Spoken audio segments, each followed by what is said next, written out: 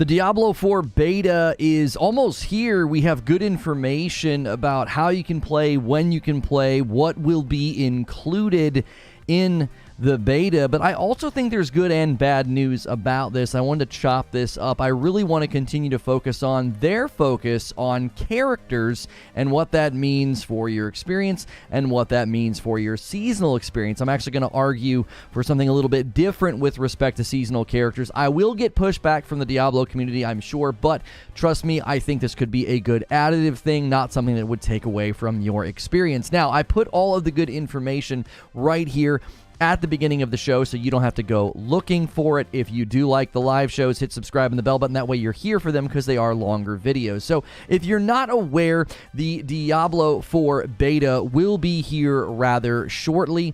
They've actually launched the official dates, released the official dates of when it will be launching. It will be launching on Windows, PC, Xbox Series X and S, Xbox One, PlayStation 5, and PlayStation 4, so it's even going to be on the older platforms. Now, if you pre-order the game, you can play March 17th through the 19th. That will be the first weekend. That will basically be early access, and you can jump in, pick your characters, and then there will be a second weekend, and those are the open beta dates. That is March 24th through the 26th. Now, if you jump in early on the 17th through the 19th, anything you do will carry over into the 24th and the 26th. So, the good news is, I do want to focus on the good. I think there are really, really good things about the beta, is you will get access to quite a bit of Diablo.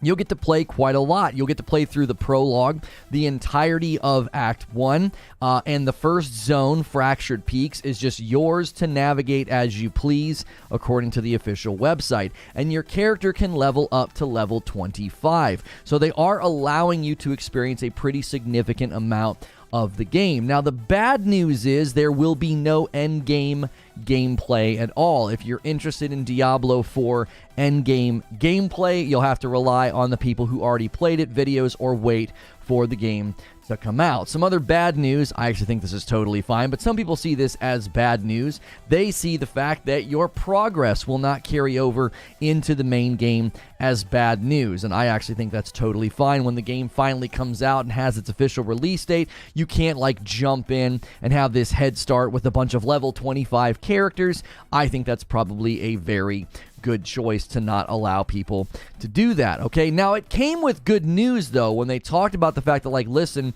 your progress isn't going to carry over, they re-emphasized the June 6th release date. So many people were worried about the Diablo 4 release date. It seemed like maybe you weren't going to get the game on time. Maybe they were having trouble. There were rumors that it was, it was in bad shape. Now, I don't know how trustworthy those rumors are, so take it with a grain of salt. Those rumors might have just been somebody looking for attention. Now, the June 6th release date should be encouraging to anybody who was worried about the delay. And more good news on the front of people who are interested in getting more information. There will be a developer update live stream on February the 28th.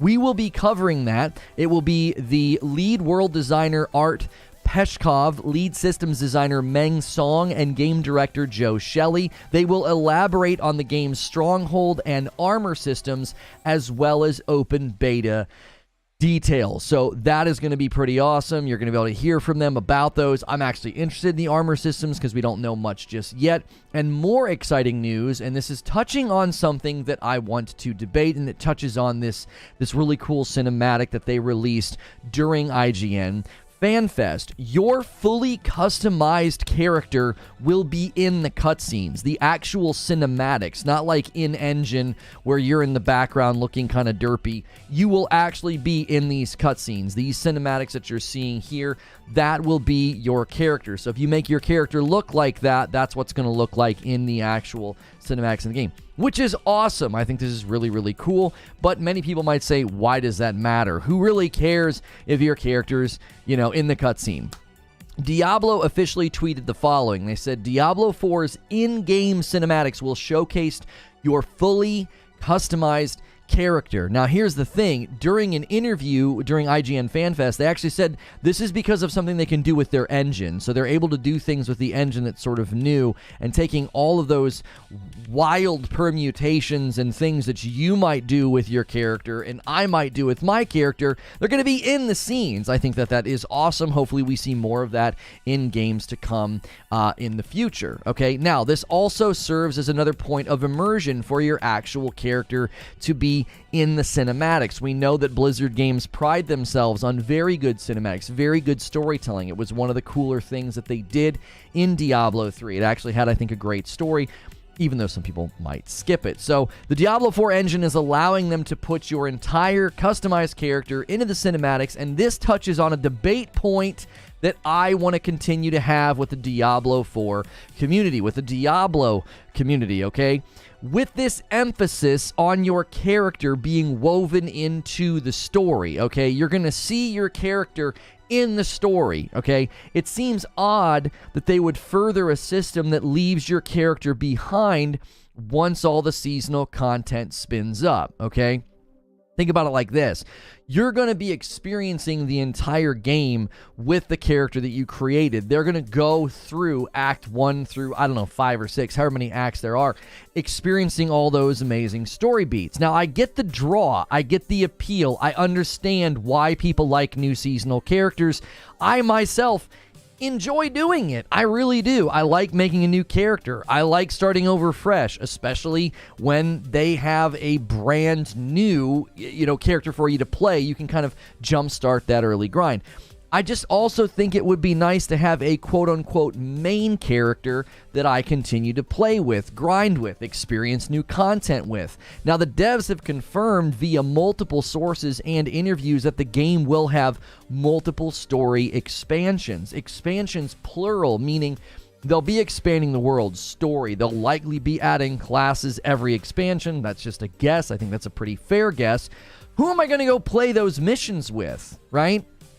You launch a brand new expansion, new stories, new things to go do. I mean, who am I playing with? My 4th seasonal character, my 6th seasonal character that I have virtually no attachment to? Now, again, it's nice having, I think, a main character, a centrality, an anchor point with the game, somebody that's been with you from the beginning, right? I took the time to customize. I saw experience in the story. My guy went through and felt and did all those things in the cutscene, all the major story beats. Also consider that the story is completely skippable, okay? Blizzard knows that there are players who will just want to jump in to the seasonal grind and just start grinding the loops, right? They're going to want to be out there doing PvP, doing those endgame content loops. Now, given that reality, it stands to reason that many people will only play the campaign once. And that one-time playthrough, that initial character will be, for some of us, a sort of different special character. Now, none of what I'm saying is asking for the seasonal system to be taken away. I know people love it. I know people love starting a fresh character. I like starting a fresh character, just not all of the time. Give me the option to experience a season with my existing character, but, maybe I opt out of certain things. The seasonal ladder races, obviously I couldn't take place in those because I'm not starting over at 0. Maybe you could have the chapters, the challenges, the things that you ask me to do. They'd be a little bit harder. There'd be more things for me to do because I don't have a brand new character. It'd be a little bit easier for me to do. So during all of this information about the Diablo 4 beta, I feel like the emphasis on the character just really reignited my desire for them to maybe change this system. So let me give you my thoughts and my conclusion. It's encouraging to see such a large slice of the game given to the public to experience in the beta. I think it's a very encouraging thing. Letting an open beta grant access to the prologue, Act 1, 25 character levels, it's really impressive, especially considering, as far as I know, you'll have access to all the classes. So that's a lot of gameplay to experience to get a really, really good bead on whether or not you want to start with a certain character when the game comes out, right? It stands to reason that this points to a large and substantive game, but it also should mean that there's a long and enjoyable campaign. I highly doubt that they are giving us more than just the tip of the iceberg. We know they've spent quite a bit of time on the story. They've spent quite a bit of time on the cinematics, so I don't think we're going to be getting this massive piece of the game. This is likely just the tip of the iceberg, and I find that to be very, very encouraging about the state of Diablo IV with respect to its size and its substance. Now, the second thing I want to say is the only downside to this is the lack of endgame, right? I do think that is important. Again, we know that there were people who experienced the endgame sort of privately on a smaller scale, and I think that's great, but I also think that the public having access to the endgame would be really, really good. This is always my primary concern with games like Diablo IV, because long-term elasticity and longevity for the endgame, that matters more than great cinematics and a prologue and all of the acts and the stories, okay? The long-term elasticity, the longevity of the game is the focal point, I think, of whether or not this game lasts for 10 years. Now, obviously, there's a lingering hope that they decide to do an endgame beta between April and June just to gather data, right? You could get player behavioral patterns, feedback, how do people enjoy it, what are people saying, what are people doing, but ultimately, I think it would land very close to launch. It wouldn't really allow them to make changes to anything that's systemic-wide within the content loops of the game or the game systems. They wouldn't be able to make those changes before game launch. However, it would give them a head start, right? I think they're probably counting on the fact that when the game launches in those early months, they'll get tons of feedback, tons of data, player behavioral patterns, and the like to make adjustments as the game goes on. Because ultimately, this is a symbiotic relationship. The way that you play the game and experience the game, the way that you sort of grind those endgame content loops is very much going to influence the longevity of the game and how well it is received and how long that it lasts. Now, the third thing I want to say is the emphasis on character creation and immersion into the story just continues to make me hope for some sort of main character allowance, especially considering they have confirmed there will be multiple story expansions. I would love to kind of have that home-based character, the character that I come back to when there's new story to experience, the character that I come back to when there's a new thing to go out and do. I want to see my character in the cutscenes experiencing all those new story events instead of constantly treating the characters as if they are disposable. It's an RPG, after all. Now, obviously, these expansions will likely come with new characters, which would be great. I think it would create that desire to start a fresh character, but that's what the seasonal grind is perfect for. I don't necessarily want to experience brand new story with a brand new character. The seasonal grind is perfect for that. If they suddenly introduce a brand new character like the monk or something, you can go through all those early game grinds rather rapidly in the seasonal format, which makes that new character more enjoyable. You're not having to take that like painstaking, oh man, it's going to take me forever to max this guy out, okay? I think that's totally fine. It speeds up the early grind. It speeds up the leveling. You can sort of jump in and immediately start enjoying a new class and a new build. And obviously, though, I think new story, I just want to experience that with my main character. So let me give you my conclusion, okay? I know Diablo fans are going to think some of what I'm saying is crazy given the draw and the popularity of the seasonal format. A lot of people look at me and say, you're nuts, man. It's awesome to make a new character. I don't disagree with you. I enjoy that, but I also enjoy having a main character. I'm allowed to like both things, and I think the game could make allowances for both things. I don't think we have to be so dichotomous to where it's like, well, no, you either start a brand new character or the seasonal format is completely defunct. It doesn't work. I think it could work. Even No Man's Sky, they obviously took a lot of inspiration from the Diablo seasonal format with their expeditions. Even No Man's Sky creates an ecosystem where you have a main save. You have a main character, and I think that that is totally fine. I don't think there's anything wrong with that. And No Man's Sky doesn't even focus on story, really, the way that Diablo will, especially for those of us who enjoy story. At the end of the day, it's not a deal breaker. It's not like I'm not going to play the game. It's not like I'm going to avoid diving in. It just would be really nice, especially since we are going to get to see our very first character that we create, that initial touchstone class. We're going to see them in all the story moments, which, if I know Blizzard, it will no doubt be a memorable story experience. What better way to honor those fresh game memories? It's always fun and the freshest and the newest and the best right at the beginning, and honoring those fresh game memories would be better served by having a character that lives on in some way instead of throwing them over my shoulder like just another seasonal piece of trash. As always, if you like this opening, I'd love to hear you talk to me in the live shows. I'm going to convert now to sort of live show format. I'm going to talk to the chat. Talk to me, chat. Talk to me. What do you think? What do you think? Does the beta info, does the beta details, does it give you hope? Does it give you excitement? What do you think about my thoughts about the seasonal format, the seasonal characters, right? Do all the things, by the way. Smash the like button. There's plenty of you here this morning. We had a late start. I had like a donuts with dad thing that I did with my kiddos. It was awesome. I got to see what they've been doing in school, their art projects and stuff, and so that was really, really fun. Very proud of my smart little kids. And here, let's see. Let's get the first coffee order of the day. Let's get the first members up and running. Let's get our member goal up on the stream. If you're over here watching on the Tickety Talk, you guys are crushing it. 5,000 likes already. You are the best. Thank you guys so much for watching and enjoying the content. I appreciate it very, very much. Thank you so much. Or would you like to know more about the Starship Troopers game? I mean, maybe. But I'm curious what you guys think about Diablo IV beta. Are you jumping in? You know, how many classes are you going to experiment with in the actual beta? You know, what are your thoughts on the fact that your character's in all the cutscenes, but then once the seasonal format shows up, right? You're basically throwing your character over your shoulder. Once you're in the seasonal grind, your character's just kind of back there, you know? You're on Tickety Talk? Yeah, I stream over there too. I stream in both places.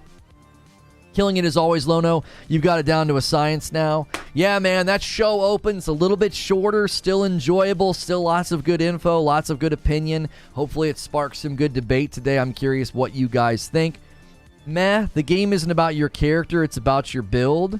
So a game that hosts extensive character customization and multiple classes to choose from, and your fully customized characters in the cutscenes, your conclusion, Fuzzy, is that your character's not important, they don't matter. Like, I disagree. Even in Diablo 3, when you played as a monk, the monk had his own cutscenes. He had his own motivations. He had his own things that he would say, his own dialogue. To say it's not about the character in an RPG, just because you value the build more than your character doesn't mean that's what the rest of us feel. Many of us value the character. Why do you think in certain games when they go over to the sequel, they let you bring your character with you? You get attached to your character in an RPG. Seems like Blizzard disagrees too, else they wouldn't have put them in the cutscenes. Yeah, if your character doesn't matter, why would they put them in the cutscenes? In Destiny 1 and 2, I used to love seeing my character in the cutscenes, except if my armor... Yeah, when your armor was really, really bad. Yeah, and even in that game, they let you bring your character with you. They did. They said, oh yeah, bring your character along with you. Diaz says, I'm not going to play it since nothing carries over. I can just watch videos on YouTube for info. I'll be playing other games still. Can't wait for full release. Yeah, I actually think it's very, very good. I think it's really, really good that they're not allowing your progress to carry over. I think that would be a giant mistake to let people like walk into the Diablo 4 release date and be like, hey, here I am. I got 5 classes all ready to go at level 25, because that's what everybody would do. They would grind up to 25, and then you mechanistically engage with the game at that point. You're just sort of, you're essentially already optimizing the fun out of the game. I don't think letting you carry over progress from a beta is ever a good idea. I think that's always a mistake, because you want the first initial experience to be exactly as the developers intended, not, oh, you jump in with a head start. It would destroy the game's market if it had one. What's not a good idea? Letting people go in day one with their beta character? Is that what you mean? 20,000 Paragon. Just glad to have mounts. I cannot speak for others, says Resolve, but I definitely value my character. I put a lot of time into my character customization in the very beginning. It takes about 30 to 40 minutes for me to make up my mind. That's what I'm saying. So many people, the Diablo IV character customization looks extensive, and they're going to take your character and put them in the cutscenes. I think that's awesome. That's something that they pushed forward with their engine. That's not something we've seen in games before. Usually they put you in the background of a cutscene, and it's like in-engine. It doesn't look that good.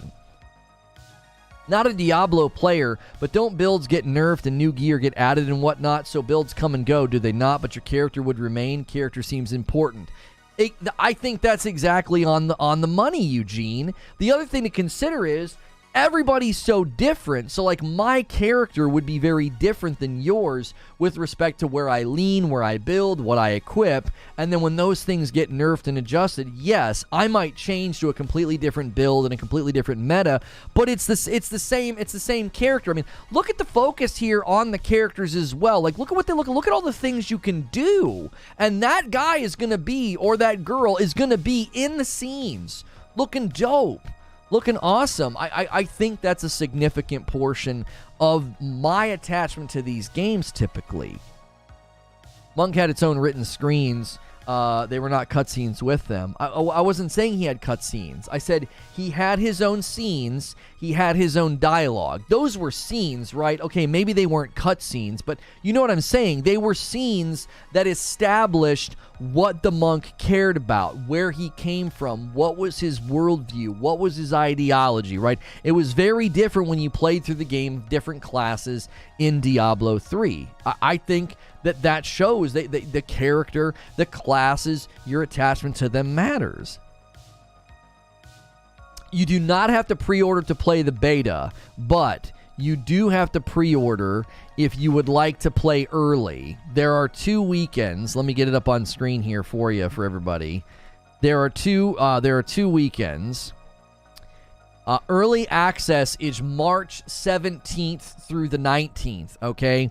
And whatever you do in that weekend, that will carry over into the following weekend, the open beta, which is March 24th through the 26th. Now, none of that carries over into the main game when it releases June 6th. So that was another piece of good news that came from this. They did reconfirm and re-emphasize the game is coming on June the 6th. So if you guys are enjoying this morning's coverage, do me a favor, smash the like button, hit subscribe if you haven't already. It's free to subscribe on YouTube. I do have paid memberships on YouTube. We have a goal every day of 25. If this hits 25, I will gift members at the conclusion of the stream. So that's a great reason to stick around. You're more likely to get gifted members the longer you're here, and then when I gift these at the end, you're more likely to get them if you're here. So that's a ways away. I'm just putting that on your radar. You can help us with that goal, or that's a great reason to stick around and watch the entire show.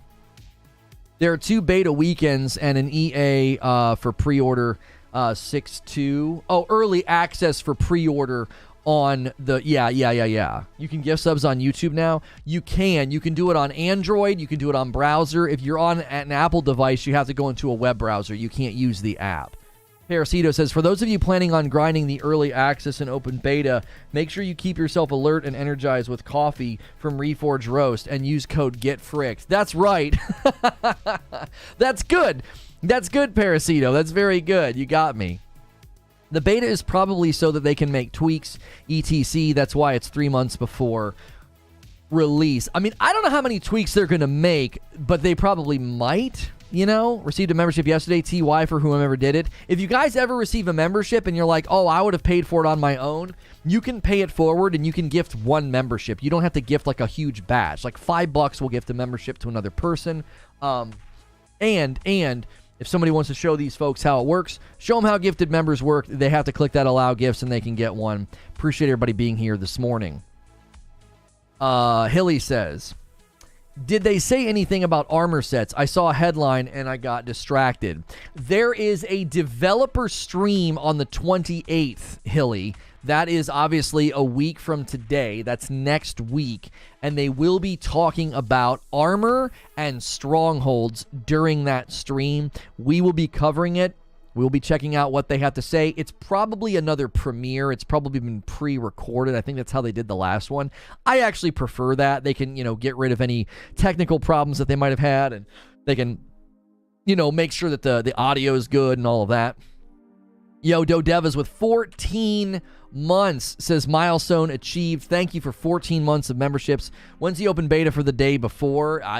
Never. Yo, Dodevas is gonna gift some members. That right there is how it works. My man, so kind, renews his membership and says, I'll pay it forward and I'll snag 5 people. It's gonna go to Baby Yoda, The Untouchable, Eddie 1, Mike W, Apex, and Unknown Games. You guys all got a gifted member. Be sure to say thank you to Dodevas for that. That's very, very kind. And also make sure you get into our Discord, okay? Our Discord is members only. It's a great way for you to hang out with everybody. You won't miss out on any of the fun events that we have. We will be doing a Star Wars watch party next month on a Saturday. You guys unlock that. We hit 2,000 members. When we hit 2,500, we'll do a triple header horror weekend next month. So make sure you're in the Discord so you don't miss out on those really, really fun events that we do.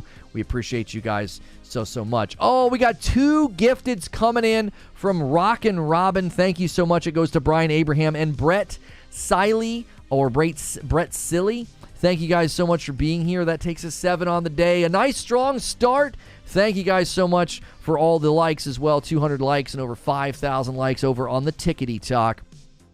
Having a custom character in the cinematic, says Goddess, feels like a deeper level of immersion, like you are part of the lore. That's exactly the point that I was trying to drive home. It was like, if I actually see the guy that I create in the world, almost dying, going into the depths of hell, and, seeing all these major story beats with my guy in the footage, I don't understand. Why would you not let me have that guy be like my main character? My first character is going to be a druid. I'm going to make him look sick. He's going to be awesome. And I'm going to go through this story with him. And then I'm going to leave him behind. I don't see why we can't have both. Like, if you want to literally make 100 characters by the time you're done with the first 3 years of Diablo IV, right? You've made hundreds of characters, okay?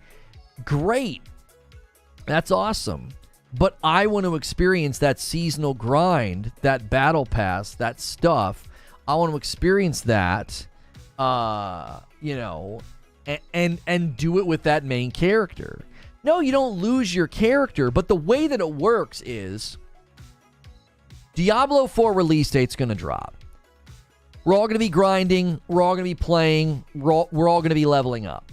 And then Season 2 is going to roll around. And if you want to play Diablo 4 Season 2, you need to create a new character. You need to create a brand new character to grind the seasonal grind, which is really fun because when you create a seasonal character and you do the seasonal activities, you tend to level up very quickly.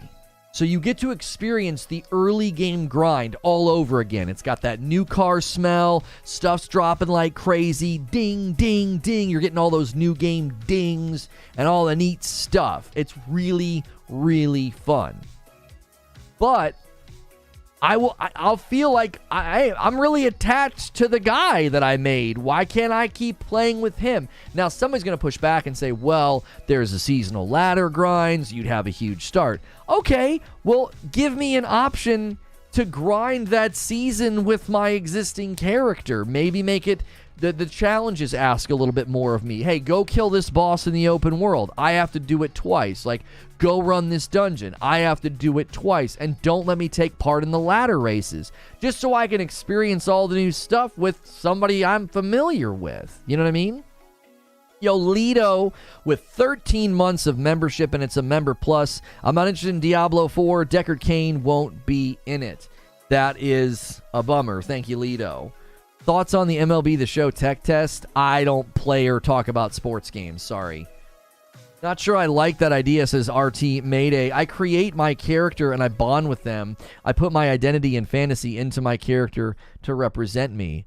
You can rebirth your character in Diablo 3. Maybe they'll do something like that. So you basically take the same character and what you start him over at 0. Is that how it works? So then they're still with you? Yeah.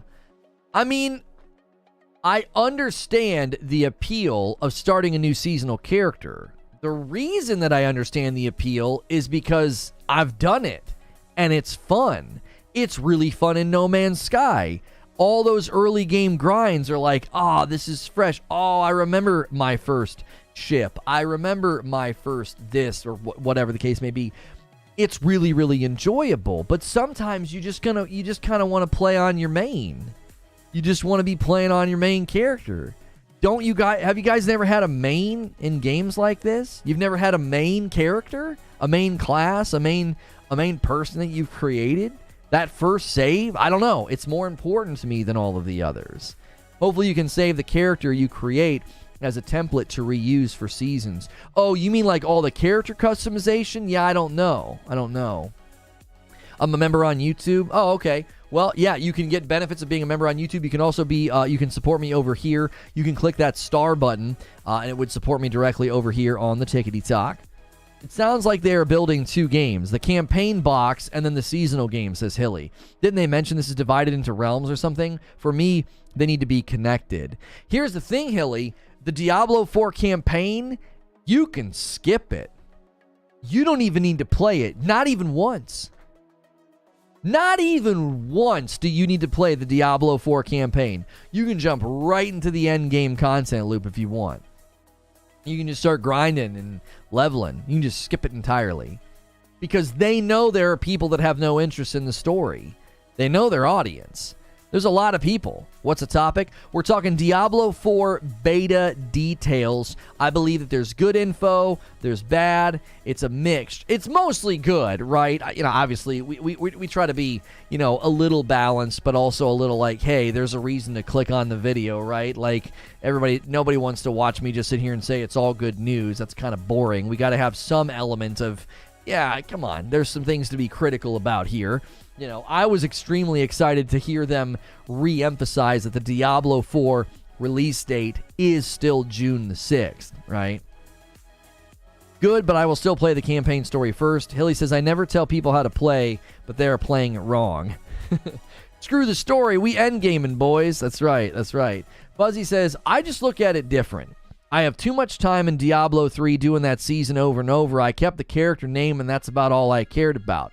What the character said and what I did were always 2 different things.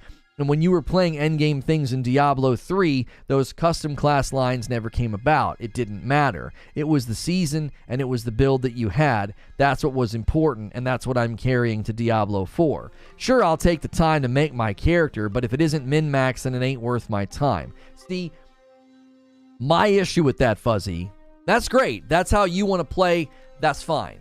That's so mechanistic.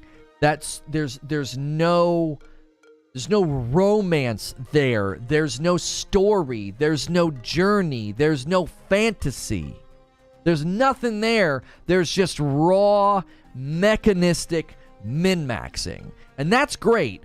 If that tickles your brain and you get all those little numbers right where you want them and you're like, it's all about the build, awesome. But that doesn't work for me. I need more than that. A year and a half from now, track with me here. A year and a half from now, I want to be able to say, yeah, man, this is my guy from the very beginning. All those cutscenes, all those story experiences, all those things that we did, this is the guy that I created way, way back at the beginning. And we're still out here doing it. We're still grinding. Like, I want you to think about one of the appeals of a live service game. One of the appeals of games like Destiny, Diablo, The Division, No Man's Sky, games that continue on. They're appealing because you get to live in that world in perpetuity. It's not like something that you just put down. The loyalty that your brain tethers to is you're in the world. And for some people, it's not just enough to look at numbers and min-maxing. It's no, that's my character. I made them. I made them look cool. Like, look at how much time I spend on my outfit in Hogwarts Legacy from time to time. Like, I want to look cooler. I want to look different. I want to change my outfit. I got new stuff to try out, right? I'm in there in my mind, like I'm attached to that character. Now, if they suddenly did seasonal content in Hogwarts and I had to start all the way over with a brand new character, I'd be annoyed. I'd be like, this is the guy that did everything. This is the guy that was in all of the scenes and did all the stuff. Right? Eugene says, I don't think that works for most people. What doesn't work for most people? Lono's trying to get Diablo to take him out to dinner, says Parasito. That's right. You got to have a little bit of romance. You got to have a little fantasy. You got to have a little bit of you in the game. I don't know, man. It's a valid criticism, but like they did in Diablo 3, people enjoyed it. Why would they change it? The mistake that you're making is I'm not trying to take that away from anybody. I'm just saying, give me the option. Go ahead, man. Make your 12th character. I don't care. But if I want to take my main, I want to take my first character with me into all the new stuff, let me do it. I'm not asking for you to get less. I'm asking for the game to offer more. Goddess says, I'm really bad at only making one character in a game like this. Can I see the full message? How do I see the... Oh, there we go. I went Destiny and Destiny 2. Right, you just keep the same character for sure. Or some people gravitate towards one character. Oh, you're saying Fuzzy's approach, Eugene, doesn't work for everybody. Yeah, like a lot of people feel like, wait, why would I just make a new character? I like my character. Think about it like this. Let's think about it another way. There are lots of people that will play this game and they will make one character and they will go through the story one time, right? They're not going to necessarily understand when the season rolls around why they have to start all the way over. I don't understand. What's the deal here? It should be like, hey, you want to start a fresh character, leveling's faster, XP earn rates faster, drop rates faster, and then it should be like, or do you want to continue to use your current character? And it would be like, you don't compete in ladder races, you don't get all these drop rate enhancements, and the challenges will ask you to do more. Like, just give me the option. Give me 2 doors to choose from for the seasonal content, because I'm telling you, there are a lot of people that are going to say, I don't get this, man. I just played this game for 4 months, 3 months, 2 months, whatever, and I like my character, and I'm just supposed to put him on the shelf now? You is your individual build. You can continue your character in non-ladder play. But I want to do the seasonal stuff. I want to get the little check marks and unlock the cool cosmetics. Do you know what I'm saying? Like that, I want to do those things. I think you should be able to save the look of your character, otherwise nothing else. I'm completely against what Lono wants on this one. I don't think it should change or even be an option. Why? Argue why it shouldn't be an option. What does it do to you and what does it do to the game? If I'm not a part of any of the ladder races, I'm not going to disrupt that. It's just my choice to say, I made a couple new characters last season. This season, I don't want to do that. Because it's a genre standard, that's not a reason. We've always done it this way, okay? No Man's Sky iterated on it. You have a main save in that game. You earn things with your expedition character that you hand to your main save. It can be iterated on. It can evolve. It's the genre standard. Kage, you understand that the genre standard before seasonal characters was there was no such thing, so they shouldn't have done this according to your logic. They should not have iterated and evolved Diablo beyond what it launched as. It launched with the freaking auction house. It was a disaster. And at that point, auction houses and in-game economies were pretty common. They were pretty standard. Should have just stayed the same? No. They spent 8 years evolving the ongoing content loop. Why not continue to evolve it a little bit? Why not? Why not change it? Why not add more for other people? Diablo isn't the only ARPG, though. I don't care. If you Path of Exile does the same, that's not a compelling argument. Plenty of games do things a certain way. So does that mean when you step into that landscape, you shouldn't change the name of the game? Fortnite shouldn't have evolved Battle Royale. Warzone shouldn't have evolved Battle Royale. Valorant shouldn't have evolved econ-based strategy, not strategy, tactical shooters. Come on. Genres always evolve and change. It's one of the primary complaints that gamers have. It's just more of the same. Nothing new. I would never play seasonal content in a game that didn't at least benefit my main character in some way.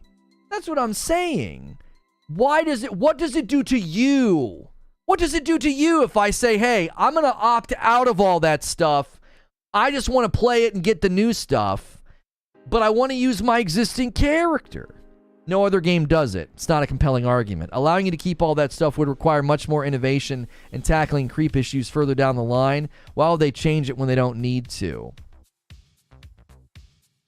Okay, arguing against change purely because no other game does it, not compelling. Why would they change it when they don't need to? No one argues for change and evolution in games out of need. It's out of desire. So that's not irrelevant to the discussion.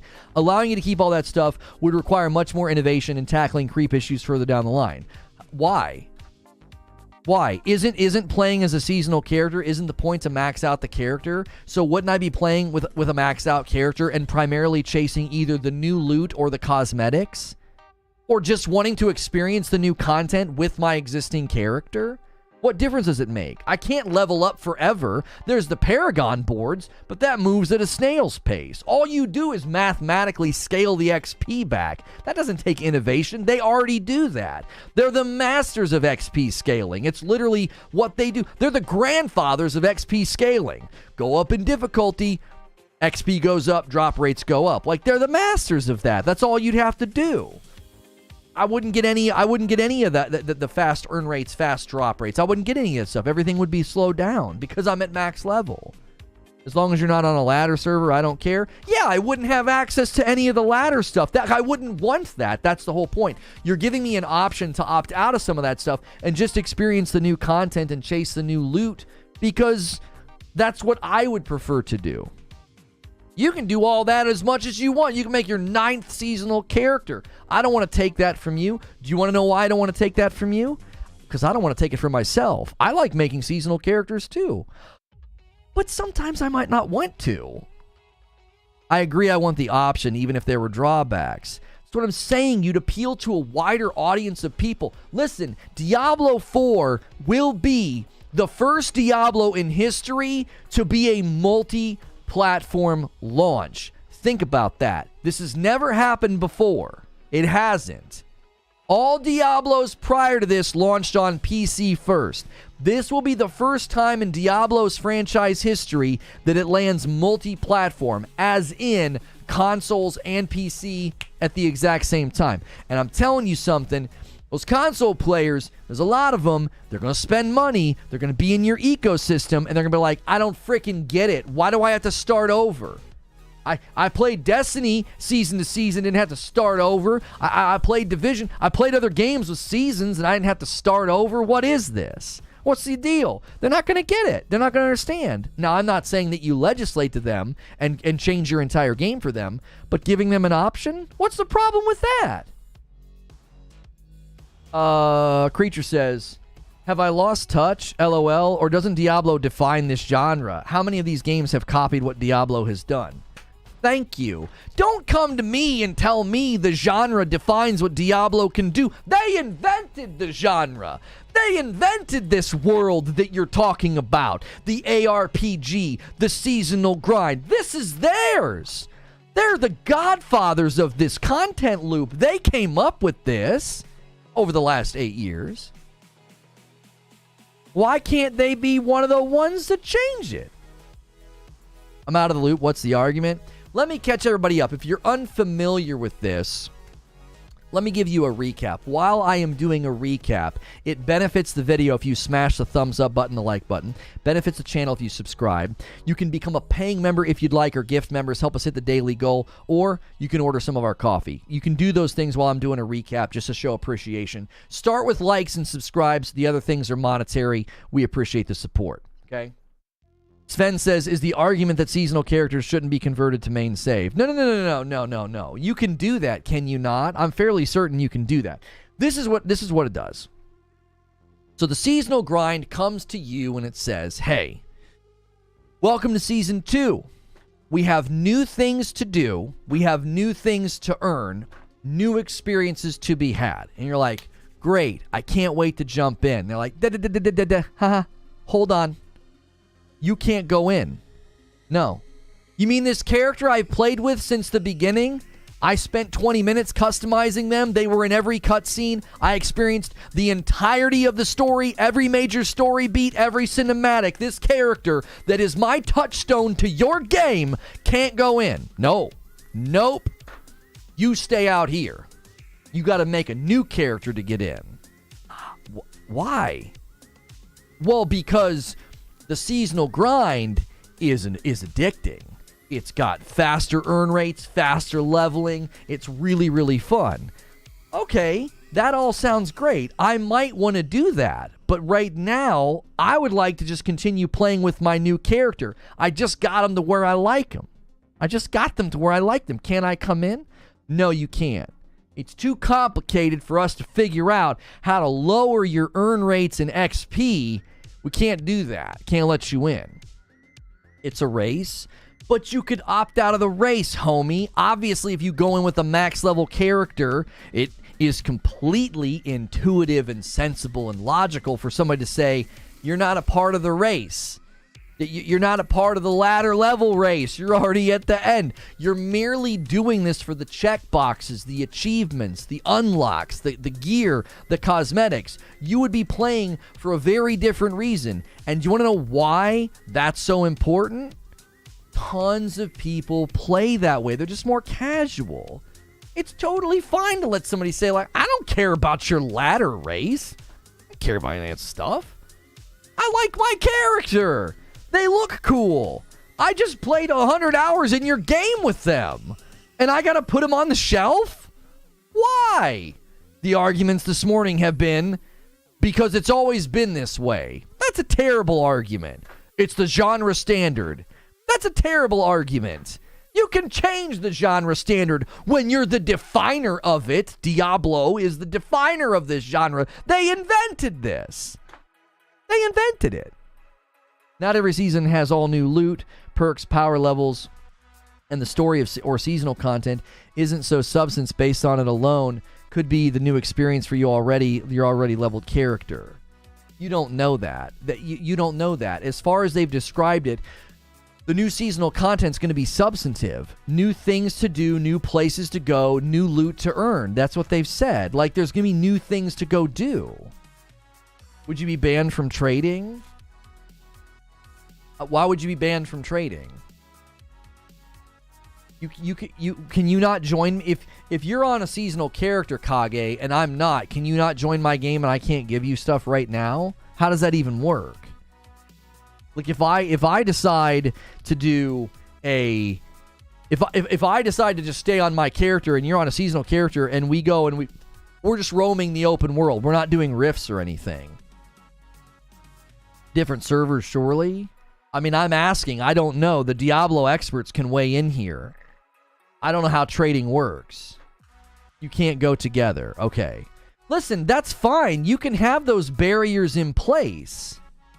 Listen, I'm arguing personally here, okay? Personally, for myself, because I know there's lots of other people that would say, man, my wife and I, my friend and I, my girlfriend and boyfriend and I, we just want to kind of keep playing with our existing characters. We just want to go experience the new stuff. We don't need to have a new character. We don't care about any of that. We don't care about your race. We don't care about that. We just want to stay on our existing character. You can turn all that stuff off. We don't care. You can in non-seasonal. Yeah, but then you can't go earn any of the seasonal stuff. There's cosmetics and loot and things to be earned in the seasonal grind that you can't get. Like, you can play non-seasonal. Yeah, that's the point. Listen to me. You're not tracking with the logic. It's logically sound to approach a live service game and to say, what is the mechanism for the game to continue in perpetuity from day one? And if the answer to that question is seasons, and I enter those seasons, but I can't continue to use the character that was the touchstone of getting into the game to begin with, you're actually breaking down player expectation. This is an ongoing live service game. Ongoing live service games go on for a while. This one's planning to go for 10 years. And I come into your game, and the first thing you do, the mechanism by which the game continues tells me you got to start over every season. There are people that look at that and say, no thank you. What if Destiny did that? Yep. Time for a new Titan. Time for a new Warlock. You'd be like, what? I like my character. I like all my stuff. Why can't I keep it? What's the problem? I'm not asking for anything to take away from you, by the way. You can make your 12th character. I don't give a frick. I don't care. I like it. I make seasonal characters. It's fun. But sometimes I don't want to. Preventing you from grinding seasons on your main character, that's like playing Destiny, but they're like, wait, you have to make a brand new Guardian and grind 3 months of the season on the brand new character and get your main character doesn't get any of those exotics or rewards. Not to bring that game back. No. I think that's a completely fair comparison. That's another game doing a seasonal grind, doing an ongoing live service game format, and they're not making you create a brand new character every time. There's ways to do this. You don't have to do it this way. Listen, I'm telling you right now, I'm arguing for myself, and the reason I'm arguing for myself is I guarantee you there's lots of people like me that are like, listen, man, your game is dope. Your content loop is addicting, but I don't want to start a new character every 3 months, every 4 months. I like my character. In 3 years, I would like to be playing with this character still. That feels good. That's cool. Right? Do you like opinions? That's what we're doing. We're disagreeing. We're having discussion. I don't see any games doing that. I see zero incentive for them to do that. That's not a compelling argument. I'm giving incentive for them to do that. You would appeal to and continue to capture another portion of the community. Like, part of the balance of games like this to go on for long periods of time is having inroads for spectrums of player that aren't all one shade of color. Imagine if they came to you and they said, well, up to now, for the most part, endgames in, if you look at ongoing RPGs, largely the endgame is either raids or PvP. So that's all we're going to do. We're not going to evolve beyond that. You wouldn't have rifts. You wouldn't have procedurally generated content. You wouldn't have the entire Diablo 3 seasonal content if they used your logic. If they said, no, we don't want to break from what the standard is. The standard for ongoing RPGs is raids and PvP. Why should we break from that? There's no incentive to break from that. Yes, there is. You created a completely new way to experience an RPG. You're literally arguing against the thing that you're standing on. You're standing on the precipice of endgame content loop brilliance from the Loot 2.0 team at Blizzard, and you're saying, we don't need change. You're standing on change. The seasonal format in Diablo is literally a massive content loop evolutional change in the history of games, and you're arguing against change. It's nonsensical. It's nonsensical. Like, Diablo didn't stay the same. That's why we're here. That's why we're here. They made ballsy, earth-shattering decisions with their format, and we're here because of it. I see why you like it. I'm not saying you're wrong. I just don't see that the idea passing at any level the company talking it over. I don't see where they would see an incentive to make that change. Well, you're looking at players saying, I would like to keep my character and continue playing with them, and you're saying, I don't see any reason for the company to do it. If a bunch of players are saying, man, I'd really like to to keep my character. I don't see an incentive for them to do it. If players are asking for it, if they keep playing, if they're more incentivized to spend money and keep playing, think about cosmetics. One of the reasons that people buy cosmetics is because they see themselves as in the game, right? It's, I'm in there. I want to look cool. I want to look dope. But if you're constantly throwing characters over your shoulder, what if that creates this dissonance in the brain where I'm not really going to buy cosmetics because I'm not really attached to my character. This is just a seasonal character. I'm not saying people would conclude that, but I am saying there could be monetary incentives to change the system, because you could create those deeper grooves in the brain of like, this is my character. I want to make them look hot. They've been with me for 9 months. Cosmetics can be unlocked account-wide. Problem solved. Right, but I'm talking about incentive to buy it, Graydon. You're not engaging with what I'm saying. If someone's looking at a potential cosmetic that they're going to buy, and they're on their 3rd druid, they might feel less incentive to buy it because it's like, well, I'm not really attached to this character. I don't have any attachment to them, right? Why dress them up? It's my 3rd. It's my 3rd druid. You know what I mean? I'm not saying that everybody would conclude that. I'm saying there is the possibility within the psychological framework of the hive mind of the player for people to say, I'm not really attached to my character. It's like my 7th one. I don't feel like buying cosmetics. I'll be done with this character in 2 months. I'll throw him over my shoulder.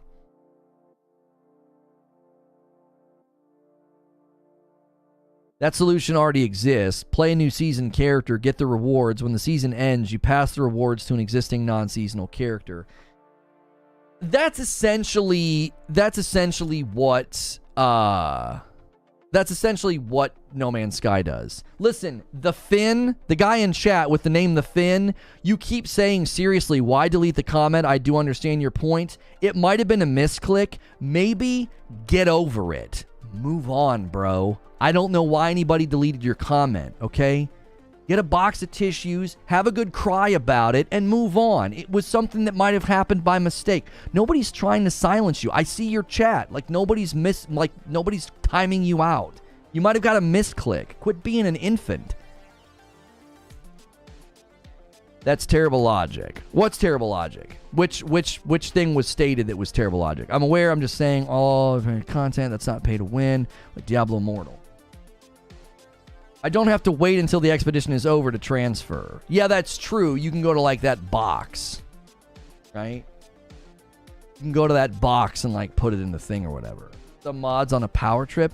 Nobody's on a power trip, homie. You might have gotten a misclick. I've explained it to you in the most painful, easy to understand language, bro. You gotta let it go. You're one of those people that like, you're just in here all wound up because someone clicked on your message. You're being too sensitive for the internet, my friend. Somebody misclicked. That's all it was.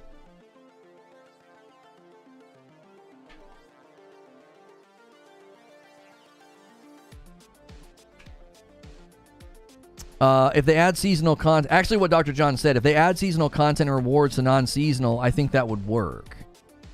Here's the thing. Nobody's making a good argument as to why I couldn't do it. Like, what's the problem? I need somebody to trot out a very good argument as to why could I not come to the season and say, this season, I would just prefer to play as my main character. It's just the mood that I'm in. I'm not in the mood to start over. I like my character. I just earned some cool cosmetics, right? I would just like to play. I would just like to play with my main character. You would ruin the balance? How?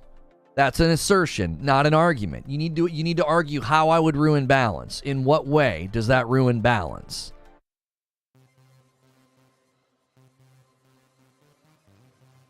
Fragmenting the player base. How?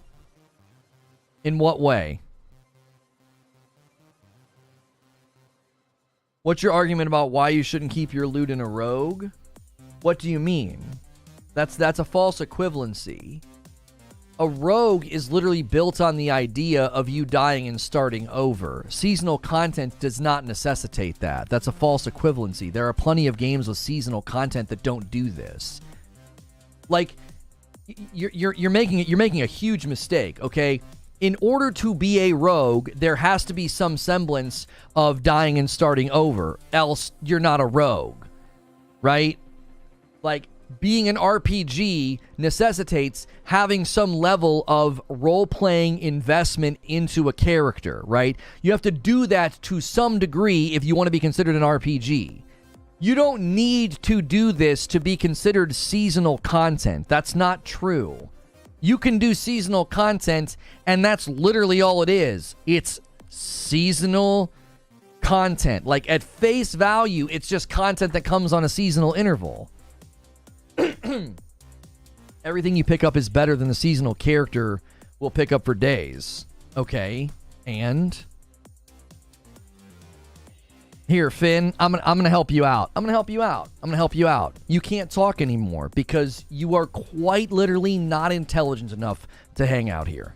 You were asked multiple times to drop it, and you continue to bring it up. So congratulations, you dumbed your way right out of chat. Just went full dum-dum and just absolutely smacked your own head all the way out the door. So, well done.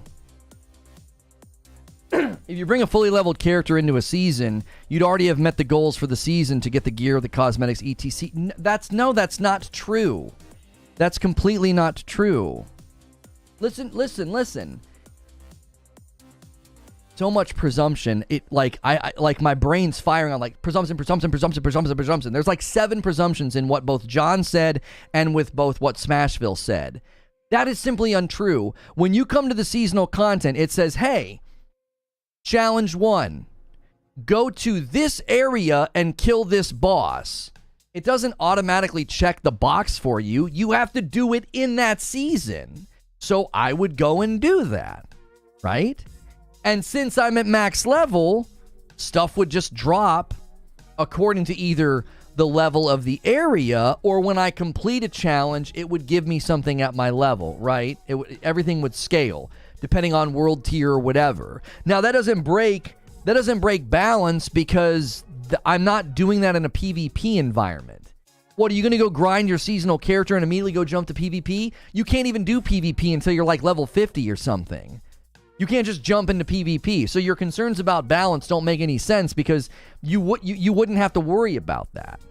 Yo, Cleo Carson doing a huge membership. That bumps us to 8 members on the day.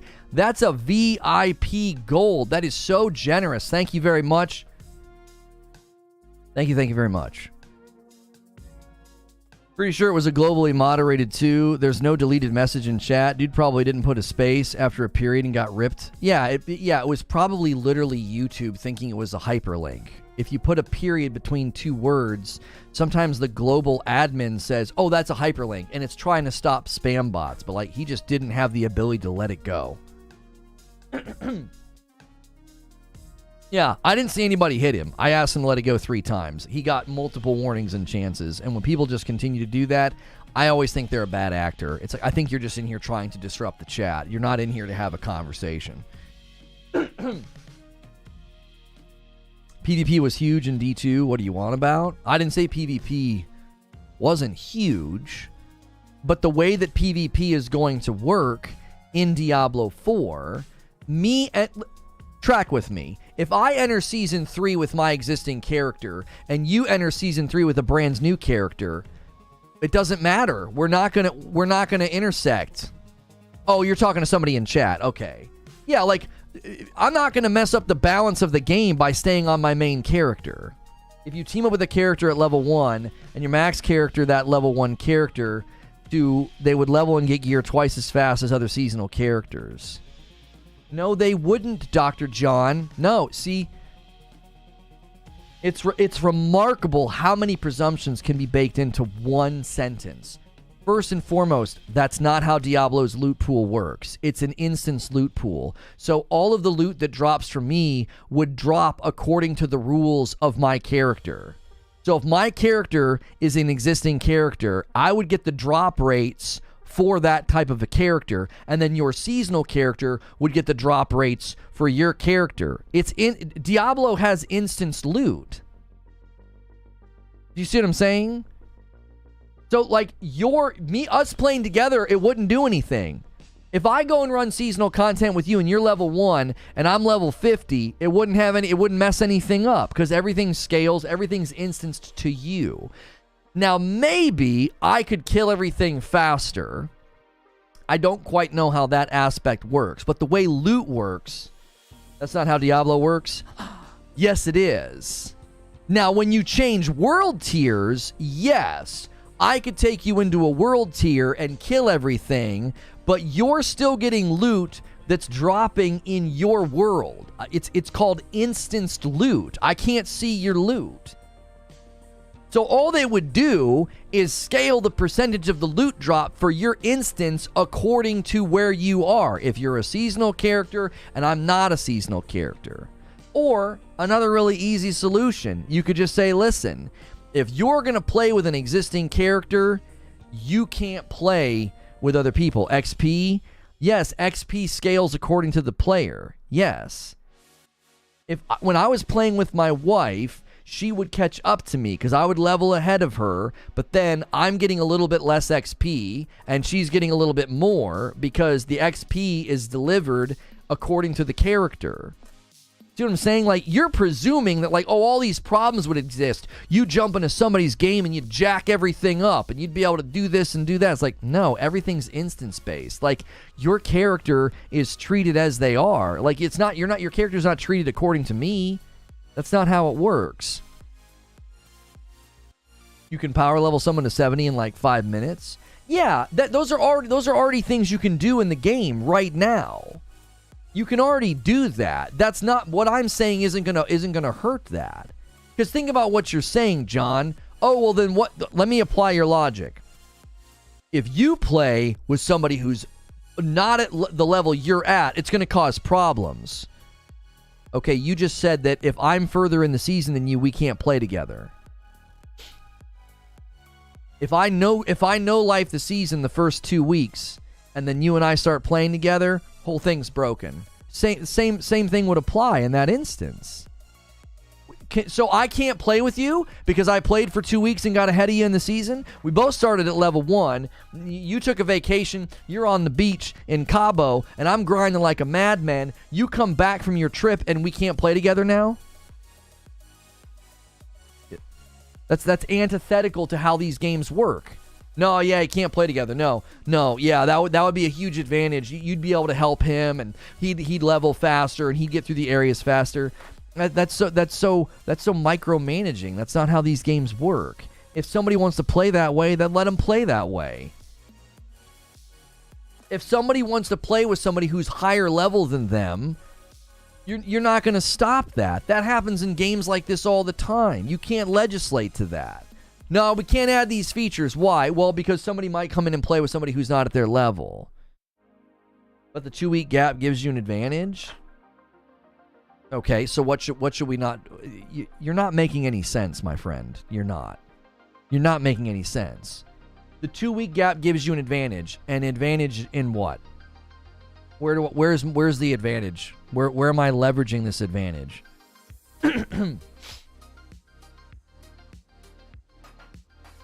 Power leveling was huge in Diablo 3, Reaper of Souls.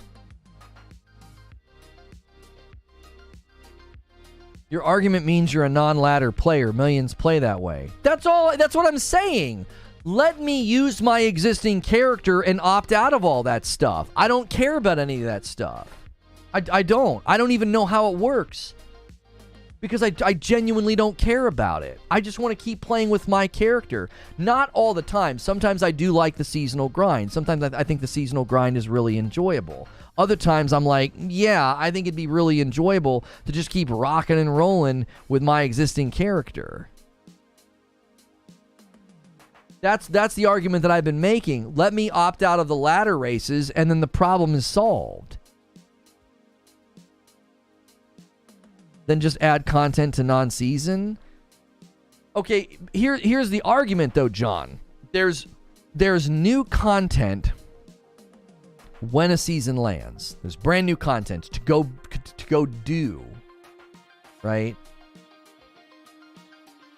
You go and do that content as a seasonal character. I want to go do that content with my existing character and just opt out of the races and the ladders. You can play your character in non-ladder play. Yeah, but you can't do any of the seasonal stuff. Right now, if I want to go earn all the seasonal stuff and do the seasonal grind with my existing character, I can't do it. I have to create a seasonal character. That seasonal character expires at the end of the season.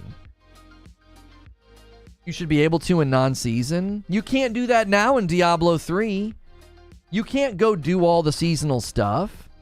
You have to start a seasonal character, and then that seasonal character has an end date, and then it just gets converted to a non-season save. You can do rebirth, yes, but you're just starting your character over. I don't know if there's rebirthing in Diablo 4. That hasn't been stipulated.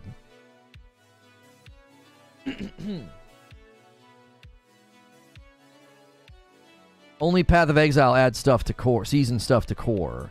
Yeah, there's no season stuff done in the core game. In Diablo 3, no, if you want to do any of the seasonal stuff, you must create a new seasonal character, and people love it. People dig it. People find it addicting, and that's great. I like it too. I've done it too. I think gamers literally chop off change before they even fully understand it because it's just instinctive to resist change, which would have quite literally kept Diablo from getting where it is today because they made massive changes that got us to where we are right now. I don't mind providing season and non-season characters can't play together. Yeah, I mean, if there would be unforeseen problems, I have no problem with them saying, listen, we're going to let you use your existing character in the seasonal grind, but you're going to opt out of all these things. You can't do the race, you're not going to be included in the ladders, and you can't play with other seasonal characters. I'd be like, that's totally fine. My wife and I, we're going to stay on our existing characters. We're familiar with them, we like them, we're comfortable with them. We're just going to do the seasonal grind. You know, I don't need any of that stuff. It's just an option for me to say, I would like this guy's journey to continue. I would like this character that I made when the game came out. I would like his journey to continue. Like, that's all I want. And one of the reasons I want it is there's going to be expansions. And it'd be really nice to have a character I've been keeping up with and playing with and doing seasonal content with, grinding, and then being like, oh, here comes an expansion. Here comes new story. Here comes new things to go do. And I take my main character and I go do it.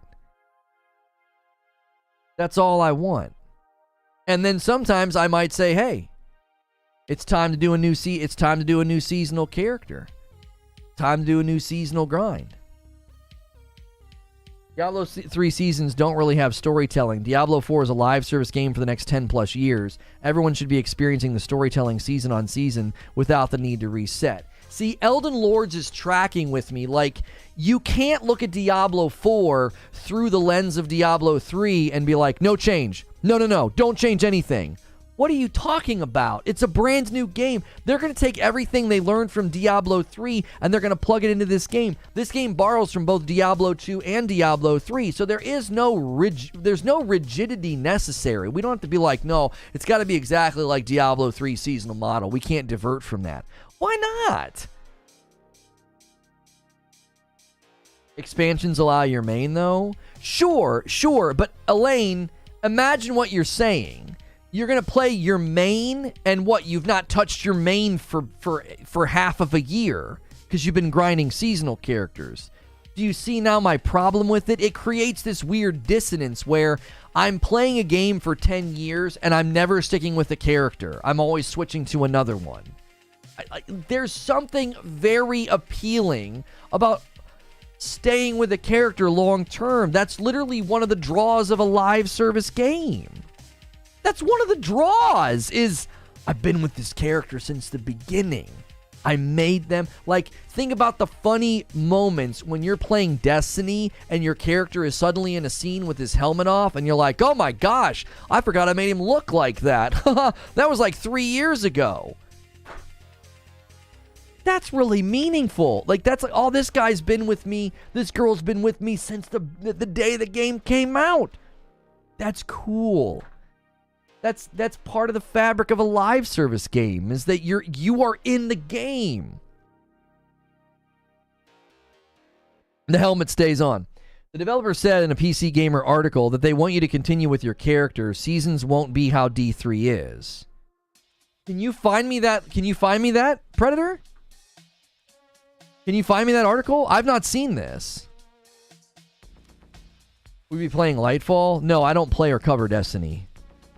I agree with Lono 100%. Unless I can't keep my progression with my core characters, I have no interest. You have to consider that. You really have to consider the fact that this is going to be the first Diablo in history that's landing on consoles and PC at the exact same time. There's a lot of people that are going to be very confused when Season 2 rolls out, and they're going to be like, wait, I don't understand. I have to start over? Like, why? Especially if they come from a game like Destiny, they're going to be like, I don't understand. What do you mean I have to start over? I get what you're saying, but if they do that, it would be more of an MMO. ARPGs is about having a level playing field. Right, but... what do you mean, though? You can't go into PvP until you're a certain level anyways.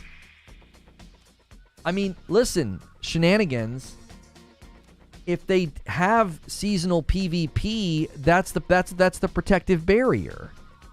Only seasonal characters can play seasonal PvP. You would just create that barrier and say, no, you already have a character. Sounds like an MMO. Here's the thing. The developers of Diablo IV have been they've actually been hesitant to call it an MMO. They've pushed back on that notion. They have. Yes, I am arguing for something that would essentially be MMO light, because you would just have that same player for years. Destiny is very MMO light, right? You're always on that same character, season to season, expansion to expansion. You have, your 3 characters that you rotate through. Some people only have 1, right? So they're pushing. They've been hesitant to call this an MMO. Guys, do me a favor. We've been streaming for over an hour. Let's see if we can't get more likes on YouTube. Let's set our sights on 400 likes. That would be phenomenal. If you haven't pressed it yet, it helps the video get more views and find more people. If you haven't hit subscribe yet, do so. Thank you to everybody who has already helped with the member goal today. Already 8 people. 7 of those are gifted. 1 of those is a brand new person who wants to be the first coffee order of the day. We're doing a huge discount on our holiday blend. Use code GETFRICKED and you'll get 20% off our holiday blend. I plug this stuff, I try to do it every 30 to 40 minutes just to let you know these are ways you can support the channel directly. YouTube is very different in the live environment. I'm not running ads. I rely on memberships. That's how we do what we do. Okay, hang on. Scroll down to the character choice and identity. Okay, here's a quote from an article. There's going to be a point in time where, and I'm going to make up a number, but let's say level 50, and you go, oh, I'd like to be a different barbarian, but it's too expensive to undo everything I've done. It's actually better for me to roll another barbarian and start a new one and go fresh. And we want that notion that with each level you progress down a character, you're kind of becoming more and more attached to it. You're not just saying, okay, I'm level 65, time to change my clothes and become a different barbarian. Listen to what they're saying. That's right in line with what I was saying at the beginning and what Eugene was saying. The developers are in agreement with us. They want you to be attached to your character. They don't want you to just change your build and your clothes. If they want you to be attached to your character, the last thing I'm doing is starting over all the time. That's antithetical. That's antithetical to being attached to my character. That's throwing the character over my shoulder. Had fun with you, buddy. Campaign season 1. Whoop. Time for a new one. Like, they soften this because of pushback? Soften what, John? I deleted a wizard with 2,500 hours because I was a character cap. Howdy, Lono. Yo, what's good, Geritol? I know you're on a different game, but I wanted you to know I'm watching a homie stream this game, and he's totally hating the dialogue and lack of gameplay at start. Yeah, I didn't even want to waste my time with it. Game looked mid. I always disliked the seasonal character setup of Diablo 3, mainly because I felt like all of the grinding I did was for nothing. It actually made me discouraged at times. I don't normally agree with Lono, primarily because he thinks console exclusivity is a good thing. First-party console exclusives is a good thing. But every Diablo character I have is named for a reason. They're part of me and my personalities. Yeah, that is in the context of respecs, Wheezy. But again, they want me to be attached to my character. This runs contrary to that. Realistically, says Parasito, the fact that the devs do want you to be attached to your character to be able to run through the content instead of just running the content is way too soft, and for that reason I'm out. Oh, shut up. It seems so easy to just take your character and when you enter ladder servers, scale him down. Yo, what's good, Feed? I see you in the chat. Will D4 have trading? Slight blip. Not on my end. YouTube's been acting funky this morning, and it's on the front end. It's not on the back end. I haven't had any issues at all. My article above. Okay, Victor found a quote. According to Diablo IV game director Joe Shelley and associate game director Joe Piapora, players will start each season by creating a new character from scratch. Players will then level up their character like normal, playing through a variety of Diablo IV activities, gaining gear, and getting stronger. When the season comes to a close, seasonal characters will move to the Eternal Realm, where players can continue leveling up and getting stronger, albeit outside of the seasonal pool. Yeah, that's going to function exactly how it functioned in Diablo 3. And I'm here to tell you, it's great, but it could be better.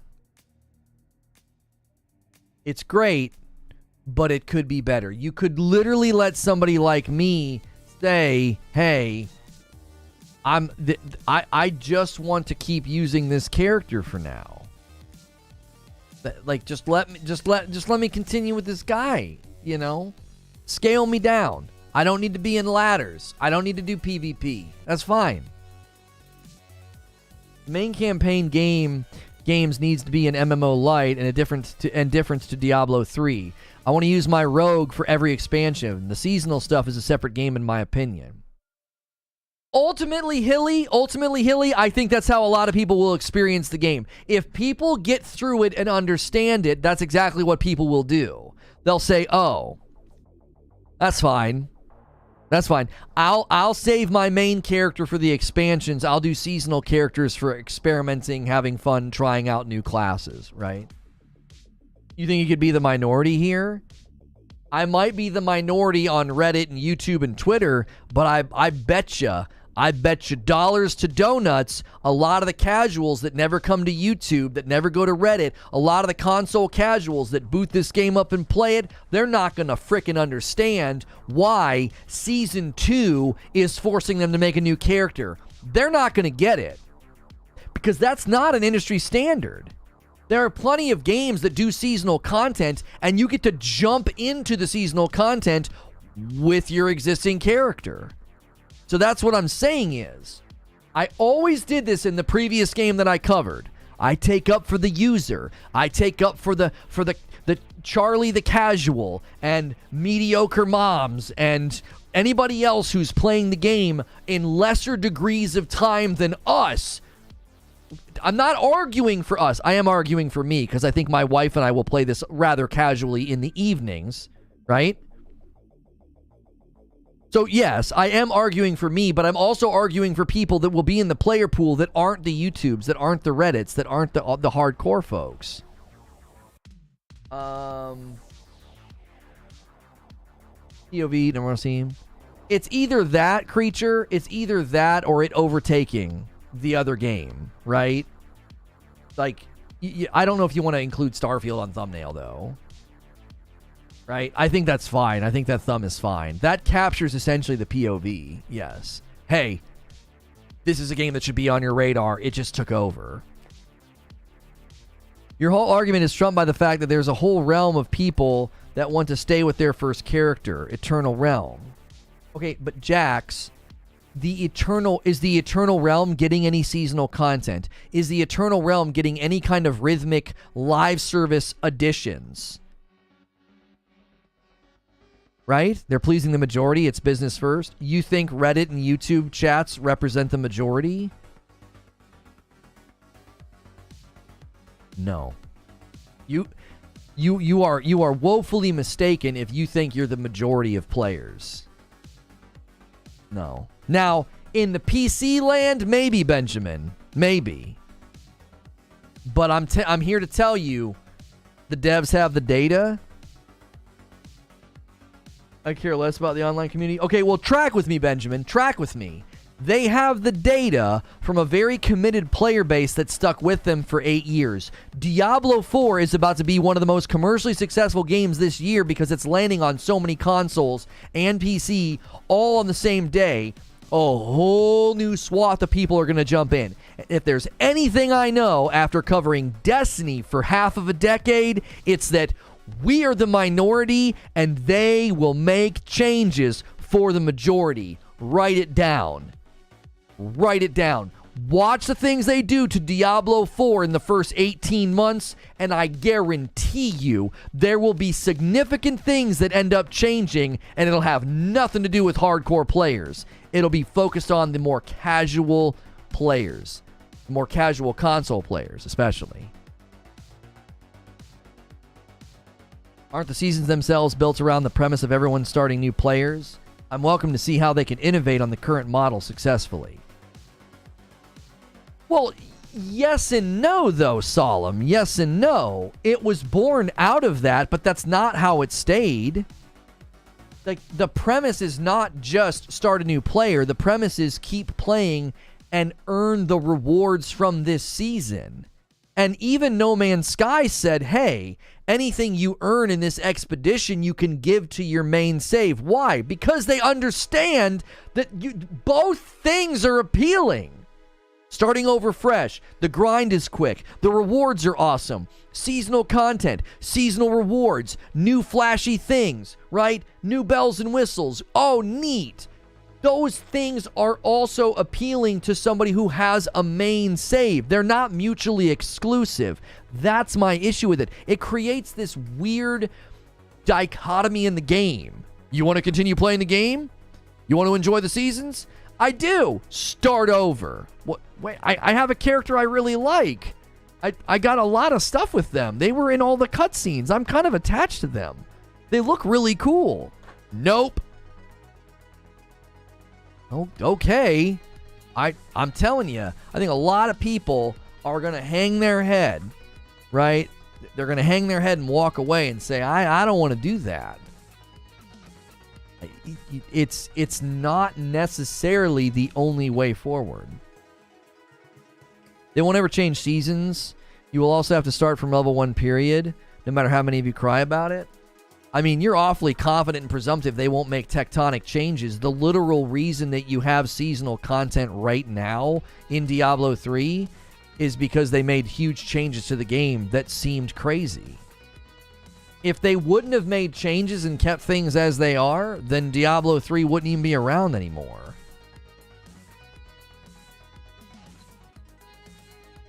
Having to level up again is easy filler for them? Yes and no. The data's going to be biased too, says Valiant. People that don't like seasonal reset will just not touch the game. So you could have a huge untapped player base that would engage if you found a way around that. Exactly, Valiant. There are going to be people that are just like, bro, I'm not doing this, and they're going to walk away. How fast can you complete seasonal content? It takes a while. Because my wife and I did it the one time, and we got to the point where, and this was really annoying, we got to a certain point where it was like, do this solo, do this solo, do this solo. And I checked out. I was like, I want to play this game with my wife, not like have her watch me do something solo and then she has to do something solo, which she doesn't want to do. She wants to play with me. So she's like, I don't want to do that. Like, and so we stopped playing, and it was pretty lengthy. It was really fun. Getting little check boxes, getting the little rewards, seeing the little seasonal thing fill out. I love check boxes in games. Like, ding, ding, ding. Yeah, I got stuff done. Like, it feels good. I'm starting to agree with you, says Phantom Phoenix. I play the season so I can get the cosmetic rewards like the pets in Diablo 3. I enjoy the leveling grind in Diablo 3. However, with the expected size of Diablo 4 game, I think using an existing character to earn the seasonal challenge cosmetics should be added to cut back on the playtime. I may not have the 70-hour investment every 3 months. For sure. Russell says, Lono, why would a company appeal to the casual? They are typically not committed in any way. It would be better to do new player hooks and hardcore grind and rewards.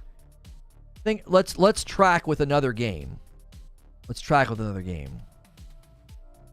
Diablo 2 is still around and was before season was a thing at all. 10 years, by the way, D2, D3. Yeah, Diablo 2's player base is probably minuscule in comparison to Diablo 3's player base. And also, Diablo 4 is going to suck all those people up like a vacuum cleaner, right? You can 100% go overboard, Russell Stewart. You can over-casualify a game. Look at Destiny 2 when it launched. And then you can completely overreact. They listened to all those streamers. They listened to all the guys that wanted to grind 8 hours a day and no life the game because it would feed them content. And that was their only card that they could play because they were about as entertaining as a fence post. So they argued for super lengthy, crazy, grindy content, right? And they overswung. They went from the game being too casual to so hardcore that people hated leveling. They hated light requirements. They hated content. It was too hard, right? So they slowly started molding the game more in the middle, right? More in the middle. And if you look at Destiny, I'm not super familiar with the game right now, but as that game evolved, there are sort of two sides to the game now. There's the stuff that you can do that's really casual, and then there's the stuff that you can do that's really hardcore. And appealing to both, I will admit, is pretty challenging, but it's actually pretty important to an ongoing game. If you lean too hard in either direction, it's going to pose a problem to your ongoing player funnel. Do not underestimate the casuals that will jump in every season and just do the things and spend money and get the little bell rings. They will do it. And if you drive them off, that's a lot of people. That's a lot of money. If you're like, nah, this is how it should be, and you primarily appeal to that hardcore player base, listen, I'm not saying that you won't be successful, but I'm saying a lot of people are going to look at that and say, if we made a few minor changes, we would keep a lot of this player pool over here, and there's a lot of money to be made off them. And if we do it in the right way, it won't disrupt the ladders. It won't disrupt PvP. We don't want to disrupt the hardcore funnel either.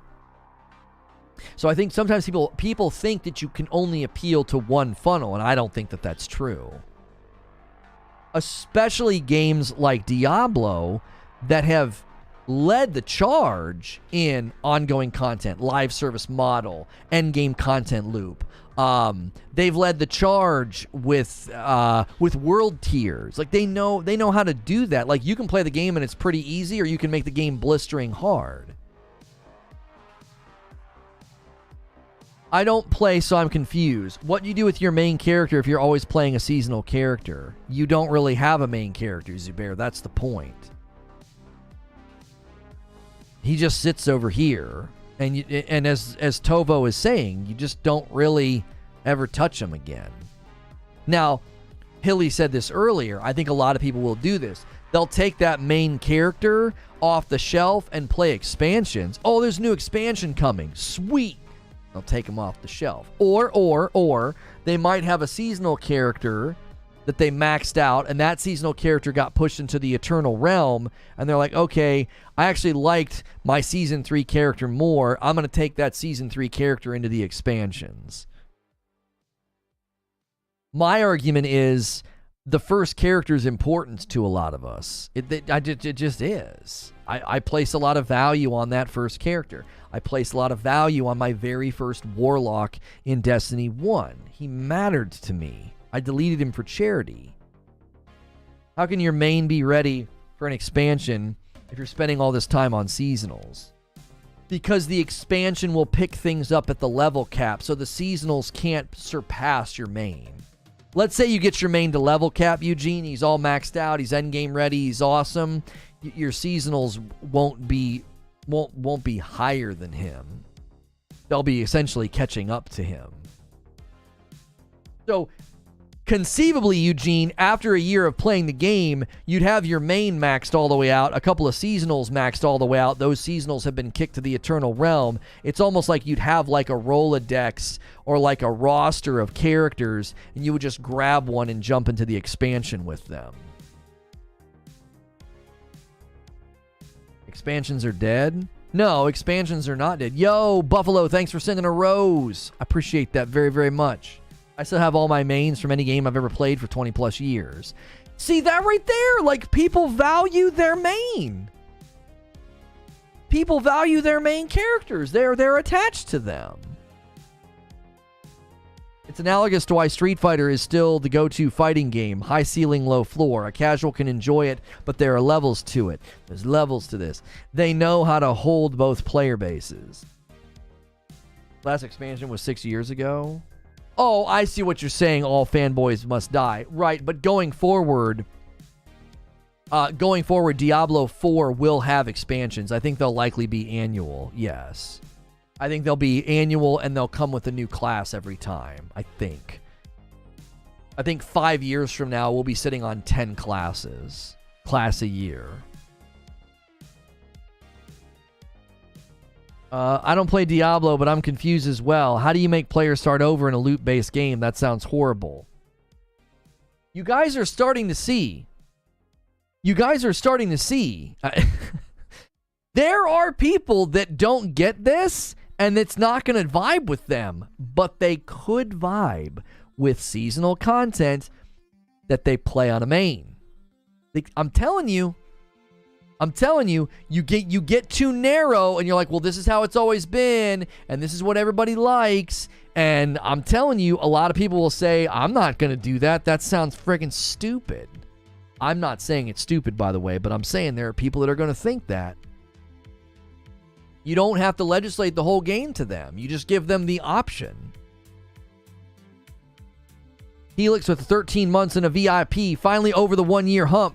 Although I've been here since Purple. Keep up the good work, Lono. Here's to 50K. Thank you, Helix. I appreciate that, my man.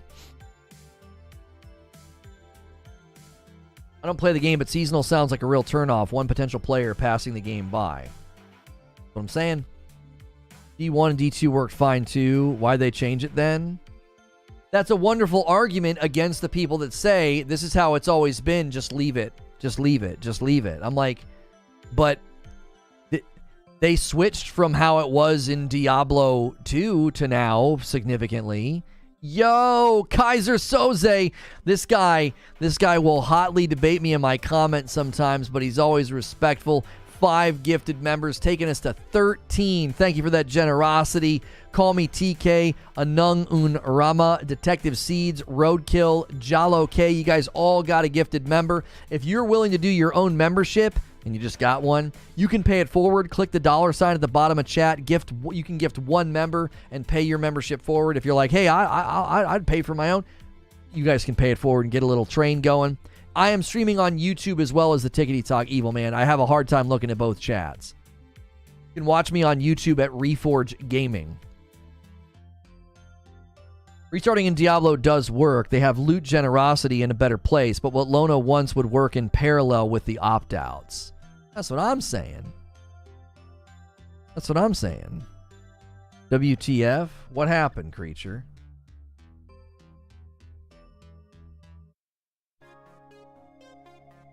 What is this nonsense? What is what nonsense? Restarting in Diablo does work. They have loot generosity. It's in a better place. But what Lono wants would work in parallel with the opt-outs. Not that I'm not charitable, but I just renewed my membership. How did that gift 5? It's a different Kaiser Soze. This Kaiser... No offense to the Kaiser Soze in the Discord. This Kaiser Soze has been around for a longer time as Kaiser Soze. Oh, I'm talking about his name. Oh, yeah. He added the studios to his name. Yeah. Do the new seasons in Diablo introduce new content, or is it literally just play the game again with a new character? They have given descriptions of Diablo 4 seasons. They've talked about what you'll get. Let me see here. Yo, a gifted membership from Jazzerfication, taking us to 14 members on the day. Thank you so much, sir. It went to Brizzycaster, and they were saying that they won't play Diablo 3 for everything that we've been talking about.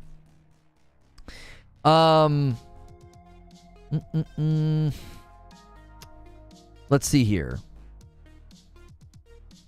According to Diablo IV game director, you'll start from scratch, okay? You'll play through a variety of Diablo IV activities, gaining gear and getting stronger. When the season comes to a close, da-da-da-da. You will get up to 4 seasons per year. So there's that answer. 4 seasons a year.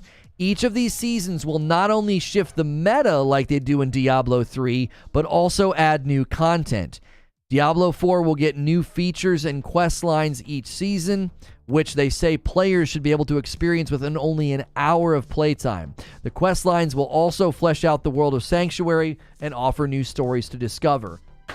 That is why I want to play it on my main character. That's why.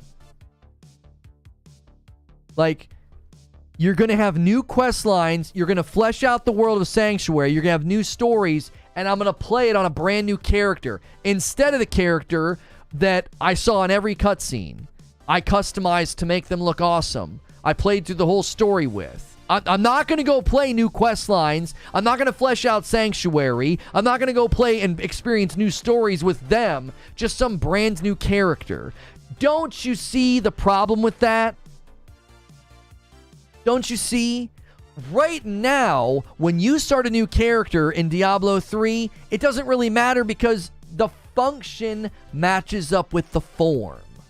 The function is you grind rifts and you go through checklists and you do challenges. So, yeah, do that with a brand new character.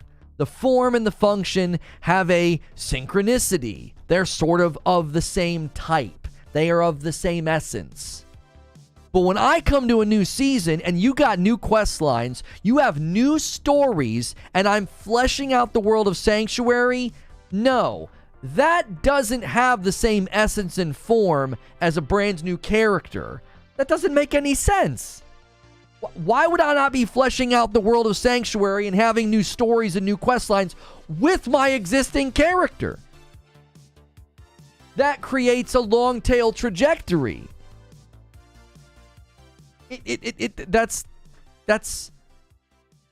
There's a harmony there. They are of the same type.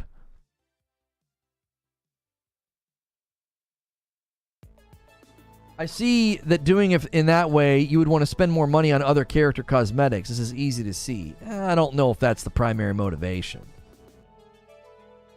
Is Diablo 4 seasonal characters only, or are they saying you can only experience the new content and a new character? You can only experience the new seasonal content with a new seasonal character, yes. You will be starting from scratch.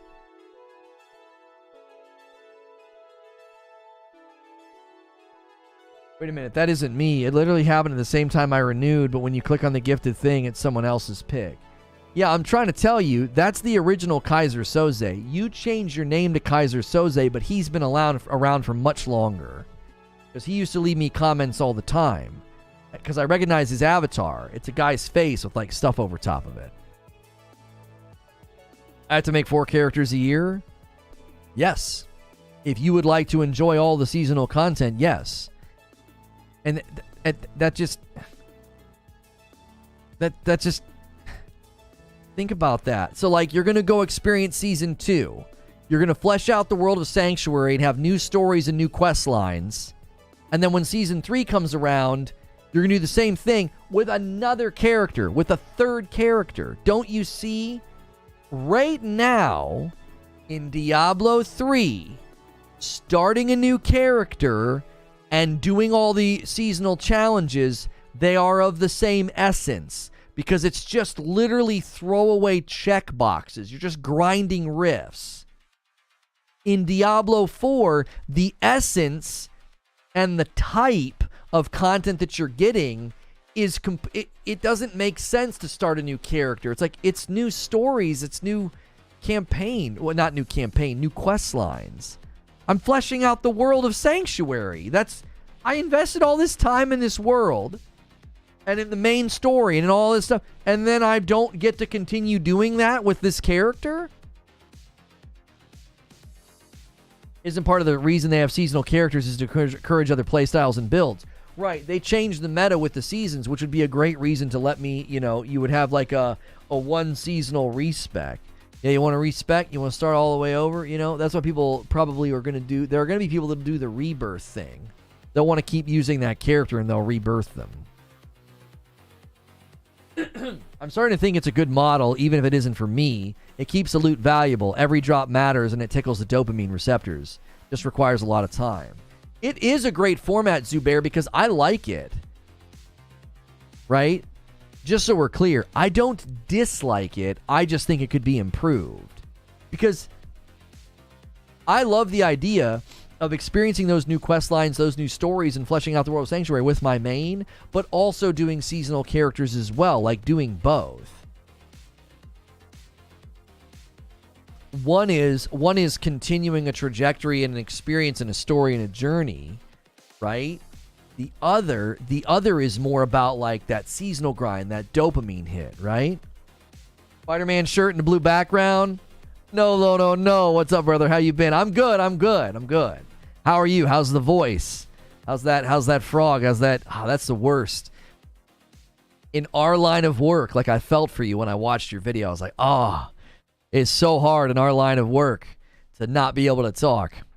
Yo, what's good, Brittany? Working and listening now. I'm back to working in the office. Good to see you. Haven't seen you in a while. I think I saw you recently on Twitter, like you liked something. I was like, oh, Brittany.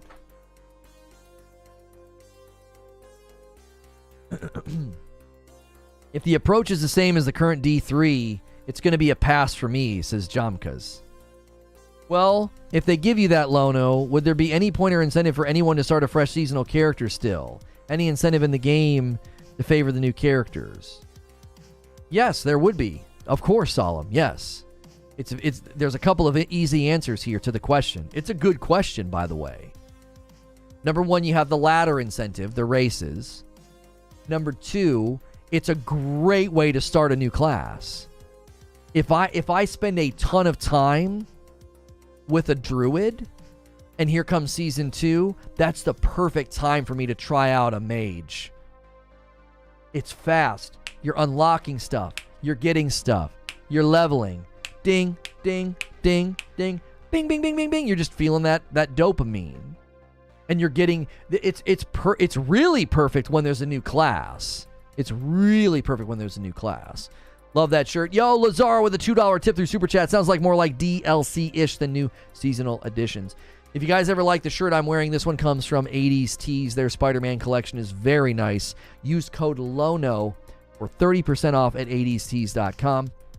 If you guys have been enjoying the show today, thank you for being here. We need about 60 people to smash that like button.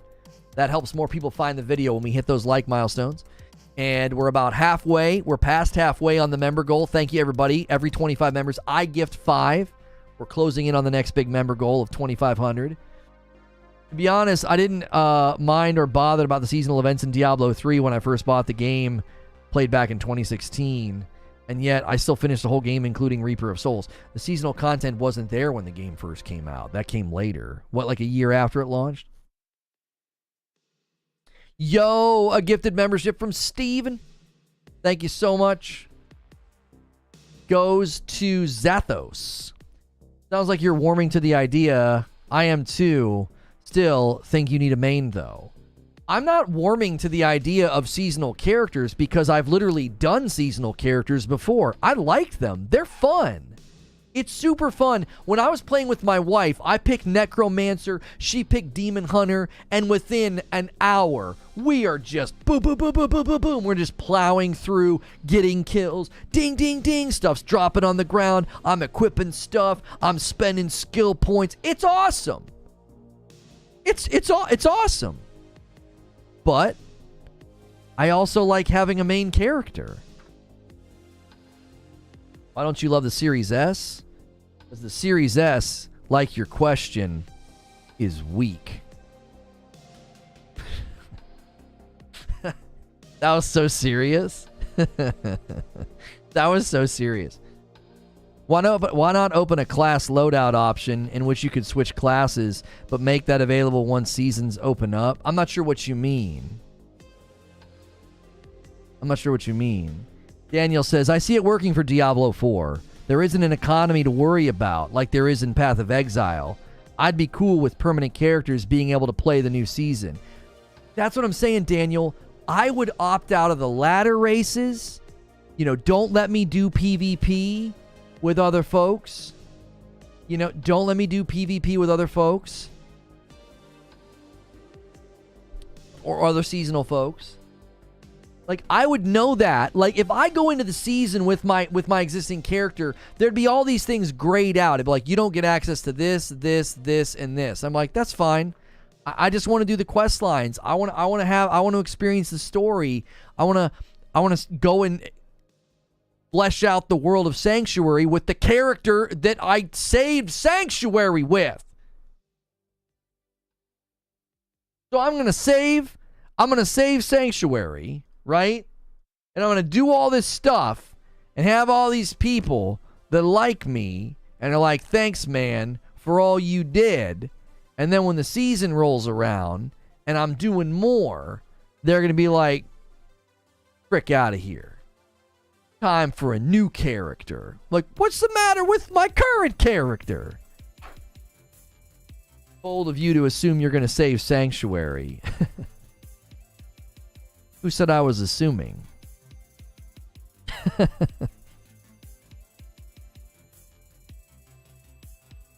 Take me out of the competitive space if you have to, and let me just go get all the pretty stuff on my main. Broken surprise. That's it. That's it. That's all I'm saying. That's all I'm saying. I really do think console casuals are going to reject the seasonal format of needing to make a new character. They are. That's my prediction. My prediction is Blizzard runs the numbers and they see a huge player fall off as soon as season 2 hits. Your console players are going to go like this. Boom. They're going to like, I don't want to do that. I just spent 3 months with this character. I just finally got past X number level or X number boss or whatever. And here comes the new season. Look at all that cool stuff. Looks awesome. And I have to create a new character. What? No, I'm not going to. The console casual will walk away and say no thank you. And Blizzard's going to have to weigh the numbers and ask the question. Are those numbers that matter? Is it quantitative enough for us to say, that's a lot of people, that's a lot of money walking out the door, make a couple of changes, and they can just use their main. They won't be in ladder, they won't be in races, but they can go do all the stuff, get the pretty rings and dings. They'll stay in the game. They'll spend money. Why are we assuming it's going to be the same way it's in Diablo 3? Because they've said as such in interviews, Cowboy. They've said as much. According to Diablo 4 game director Joe Shelley and associate game director Joe Piapiora, players will start each season by creating a new character from scratch. Right out of the dev's mouth. And when they go beyond, you're not just grinding rifts and dungeons. When they go beyond saying that, they say you'll get new features and quest lines each season. Right? Quest lines will flesh out the world of Sanctuary and offer new stories to discover. I want to do that with my main character.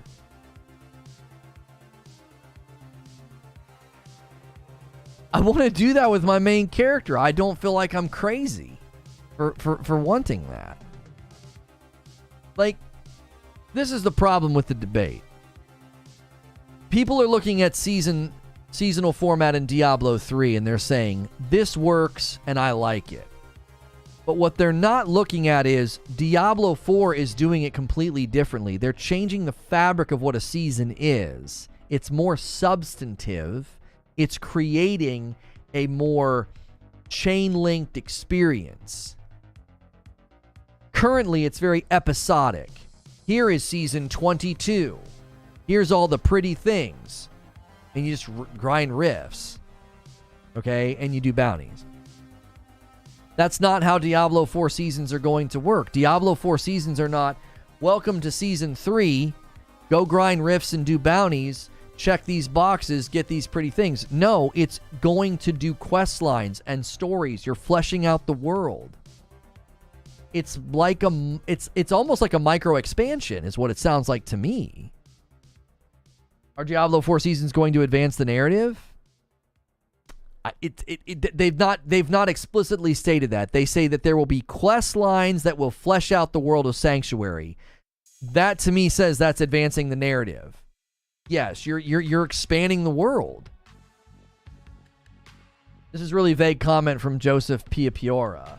I'm afraid I understand that the live event editions of items, Paragon panels will only be for seasons. But won't the non-seasonal character have any of this? I like seasons, but I don't want to have to do them to have those things. Joseph Piapiora says, or Piapiora, we're focusing a lot of our attention on seasons, but some updates will also make it to the non-seasonal characters as well. We'll be sure to make that clear when we start talking about the contents of Season 1. And this guy says, re-leveling every season is going to be crap. I'm telling you, there will be a lot of people on my side. I don't think there's going to be more people on my side, but I think there's going to be a lot of players on my side. So I don't understand, if we have to start a new character, what's the point of our main character? Ding, ding, ding, ding, ding. That's exactly right. Your main character is kind of an illusion.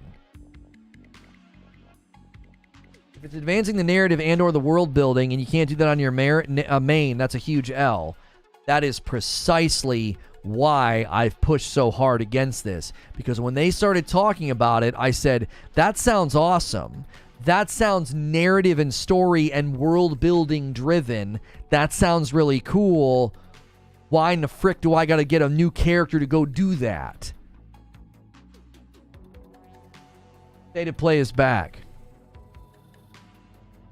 Tune in Thursday at 4 o'clock Eastern.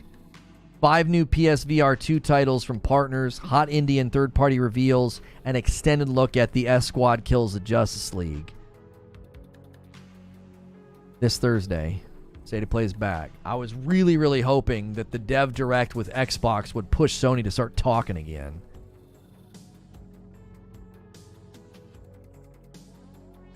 I don't understand why not adapting the Battle Pass model so you can continue on the same character. I don't understand it either, Sven. I don't understand it either. Pass? Pass on the PSVR 2 and S-Squad Kills the Justice League? Kill the Justice League? What are you talking about? Those are like headline driving things right now. Don't sleep on the PSVR 2. Don't sleep on it. I think people are going to sleep on it. VR crap? PSVR 2 is not crap. What are you talking about? An S-Squad? We don't know if S-Squad's going to be crap. It's a superhero game. Those can land in award nominations like Guardians of the Galaxy, and they can land in Avengersville. VR is a gimmick. All things are gimmicks in their initial stages. The joystick on the Nintendo 64 controller was a gimmick. Motion controls on the Wii were a gimmick when they first came out. Vibration in your controller when it first came out was a gimmick. It was a rumble pack for the Nintendo 64. Now they're endemic to gaming. What you call a gimmick is often the first step and a standard. Seriously. If Diablo 4 is going to be more like live service games, I don't understand why they are approaching seasons the same as Diablo 3. I'm telling you, I'm choosing this battleground because I'm promising you, they're going to consider a change after the first season. They're going to. They're going to consider a first change. Because that's going to be one of their first big considerations is, this is harming the player base. This is hurting our player base numbers on console.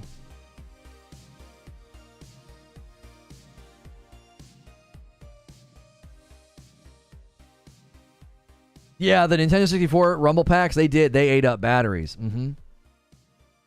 When was Diablo 4 development started? Could it even be possible to edit the build if it's based on D3? But it's not purely based on Diablo 3. They pulled a lot of systems and ideas from Diablo 2. That's been the major feedback from all the people who played the betas.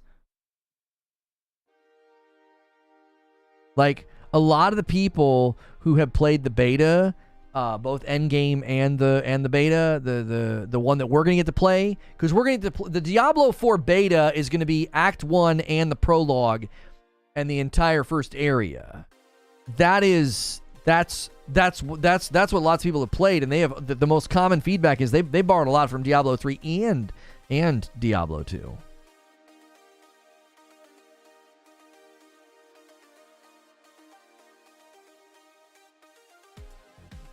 Diablo 4 started dead before the first expansion of D3. Yeah, but Diablo 4 went through a lot of iterations. It was going to be an over-the-shoulder, third-person like action-adventure RPG at one time, wasn't it? The networking adapter on the PS2 was a gimmick. Yeah. There's been plenty of things that start out as a gimmick. They start out as a gimmick, and then all of a sudden, man, it's standard. Listen, I've been hard on VR, and I think VR's got a long way to go. But I think people that are immediately and instinctively turning their nose up at the PSVR 2, you're going to look silly in about a year. Because I think that thing is going to really, really help legitimize VR. People are going to be like, this is actually very, very good. This is very well done. It's getting really, really good response. We're not seeing the typical shrug shoulders, games are games are bad. We're seeing a growth in acceptance of VR, and the PSVR 2 is one of the catalysts. Yeah, I have one coming, so I'll tell you what I think. I'm a little worried it's going to make me motion sick. I feel like it's going to. That's my only concern. Diablo with Soulsborne ARPG third-person mechanic. Yeah, they've made a lot of changes. Yeah. Sony throwing first-party support at it will change it. They contradict what I posted from the article. In what way, Predator? How many times is leveling a character really fun? I would argue once per class. I don't think it's fun once per class, Hilly, because sometimes you completely change and experiment with a completely new build, or like you try a completely new weapon type or something that you've never tried before, and it's really easy to do in the seasonal format because you level so fast.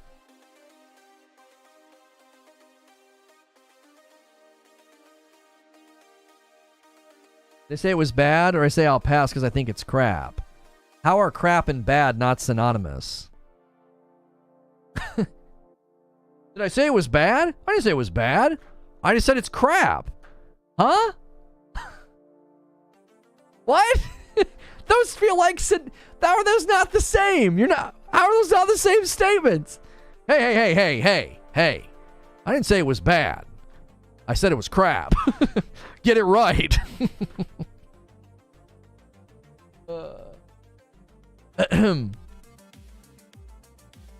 Me thinking something is crap doesn't make it bad. I mean, I think it's crap. Very different.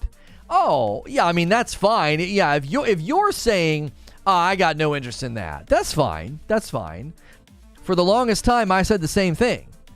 I said the same thing about VR. I was like, nah, games look mid, games look blah, games look and then over the last year, I'm like, okay, that looks pretty good. Okay, that looks good.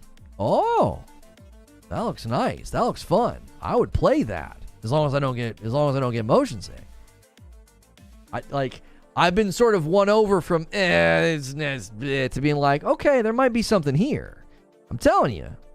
You watch the PSVR 2. I think it's going to be a catalyst for change in the acceptance of VR. It will be. Yeah. Friday night, Madam and I are going to be playing VR. It's a great reason. Listen, this is one of the best weeks to be a member. We should get a really strong member push going this week because Madam and I will both be taking turns playing with the PSVR 2 on Friday night, and you will not want to miss that. Come on. Come on. Yo, Google Beats, 17 months of membership. I'm looking forward to my PSVR 2 tomorrow. Will you be covering or doing any sort of impressions? Yeah, of course. Flip again? Probably. YouTube's having issues. I might have to switch. I'm going to switch to AT&T in a minute so that when we go to play Hogwarts, I'm on a different connection because I don't know what in the frick's going on. Hey, Tovo says, let's get more people in the door so more people can see the Madam Friday night streams. They're so fun. They're members only. It goes to a longtime homie. Philip gets the membership. Thank you so much, Tovo. Maybe worth getting some Dramamine just in case. I haven't had any blips today. Could be regional. I just can't frickin' tell what the cause is. Get the light stuff so not drowsy. I am actually not prone to motion sickness on planes, like airplanes and cars. My wife can be, so. You can do a member stream today. I have a question completely unrelated to Diablo 4. We will likely do a member stream today. Yes, we will. We likely will. Come to think of it. Yeah. Oh, if they're having you restart a character each season, that contradicts the statement. We want the notion that each level you progress down a character, you're kind of becoming more and more attached to it. You're not going to say, okay, I'm level 65, time to change my clothes and become a different barbarian. I kind of want to defend them, though, and say that in the context of those statements, Predator, in the context of those statements, they're talking about they don't want you to be able to respec on a whim. The attachment that they're driving for seems to be more about within the context of leveling. They don't want you to level to 65 and press a button and basically completely make a brand new character. That's kind of how I read that. Do you know what I'm saying? I think if you read that in context, you're going to come, I think, to a different conclusion. Because it's basically, we want you to grow attached to the character and not be able to like, ding, my character's completely different. I looked up a guide video, or my buddy told me about this build. It's like, no, you're attached to your character. I don't necessarily think, listen, I agree with you. Taking at face value, it does seem contradictory. It's like, why would I get connected to my character? Why would I grow attached to my freaking character if I'm starting a new one every 3 months, right? I'm with you. But I don't think on face value that's what they mean. I think what they're saying is, if you ask me about respec and how often I can respec, I think what they're saying is, we don't want that to be super easy late game. We want you to be attached to your character. We want you to feel a sense of like, no, this character kind of matters, right? It's owning your decisions. Right. The D2 progression instead of D3 progression. Maybe.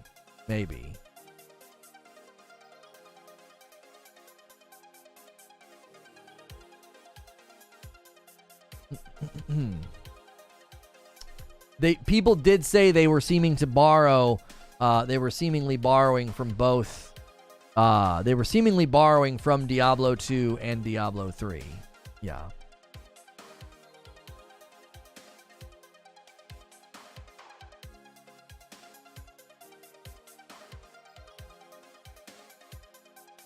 Like 10 times too big. People with glasses need to take them off sometimes, so it needs to compare to that. Well, Yang put his on, and he said that the glasses weren't an issue. He wasn't having any issue with the glasses, so he was able to. He was seemingly able to wear his glasses no problem.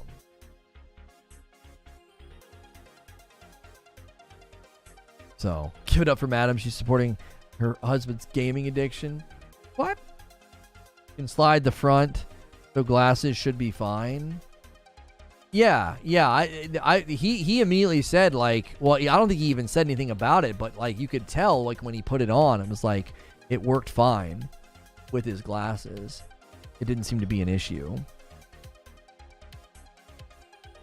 Diablo 4 progression is going to be very slow. It's going to take you 35 hours just for the campaign. Take that into context and then imagine what it's going to be like to actually level and gear your character. Would you even need glasses if you don't need readers? Yeah, I guess that's true. My glasses are for far away, so I probably will be able to take them off. Madam controls the coffee, and the coffee must flow. Listen, I don't know what happened, but the coffee orders have gone dry, and I know it's because a lot of you stocked up. I need folks that haven't bought it before to try it out. That's what I need. I need some folks to dive in. I need that. We need that. We need folks buying up our. Let's get rid of this. Let's move through the holiday blend. Come on now. We were talking different headsets, but Yong said PSVR 2 is great with glasses. It's the best he's tried. Okay. I want Lona to play the game where you walk on a plank on top of a building. I don't really experience issues with heights, though. Will you try Wild Hearts after performance patch? I don't think there's any reason for me to play Wild Hearts. There are certain games that, like, once the reviews are out and once gameplay is visible, my input adds nothing. Like, you know what I mean? Me playing a Monhun game for an afternoon or me playing Atomic Heart for an afternoon, that's not content worth making, in my opinion. It isn't. Like, my opinion on those games is it just doesn't seem worth doing. No, we'll be playing more Hogwarts Legacy today. I'm not finished with it yet. We just continue working on the campaign. Yeah, I think today we'll be doing side quests, though. I kind of balance between side quests and campaign. And we've been getting good results. People have been seemingly enjoying the gameplay.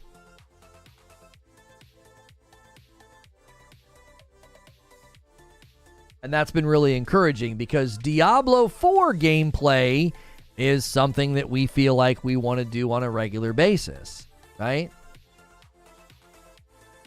We're really hoping. We really think that second show works well for gameplay. So.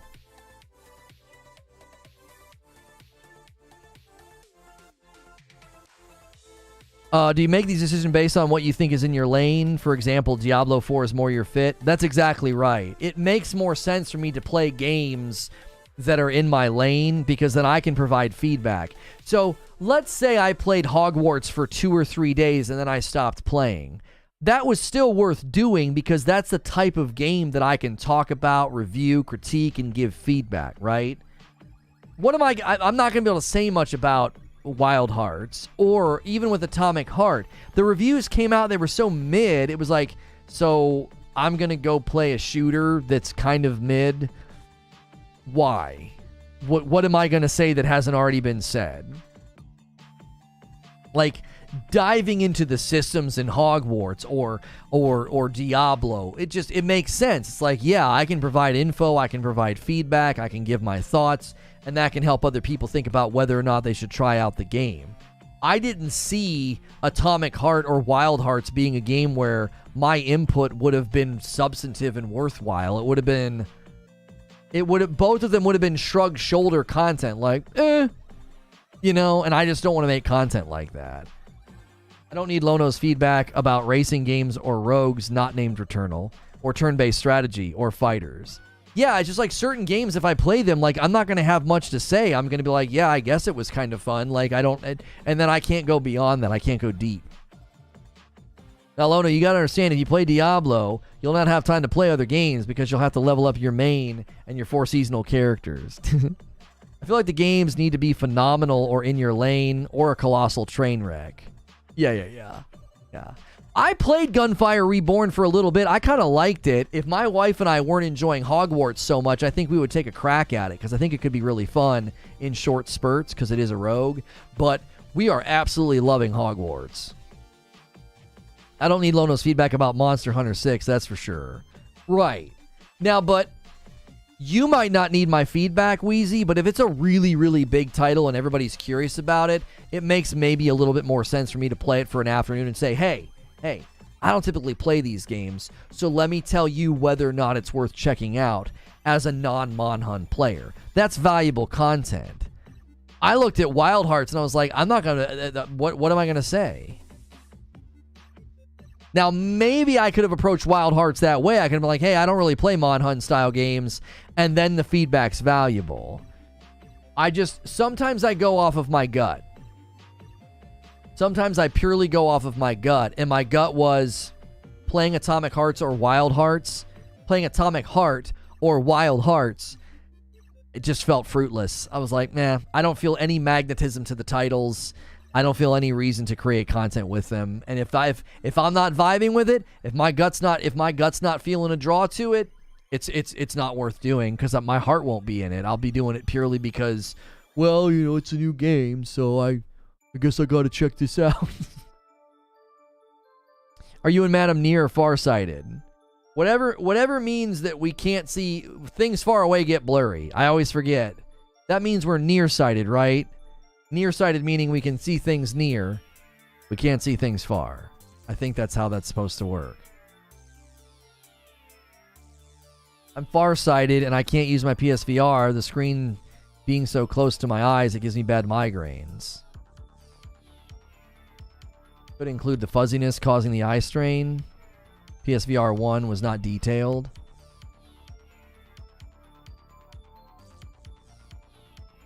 We aren't celebrating. He is.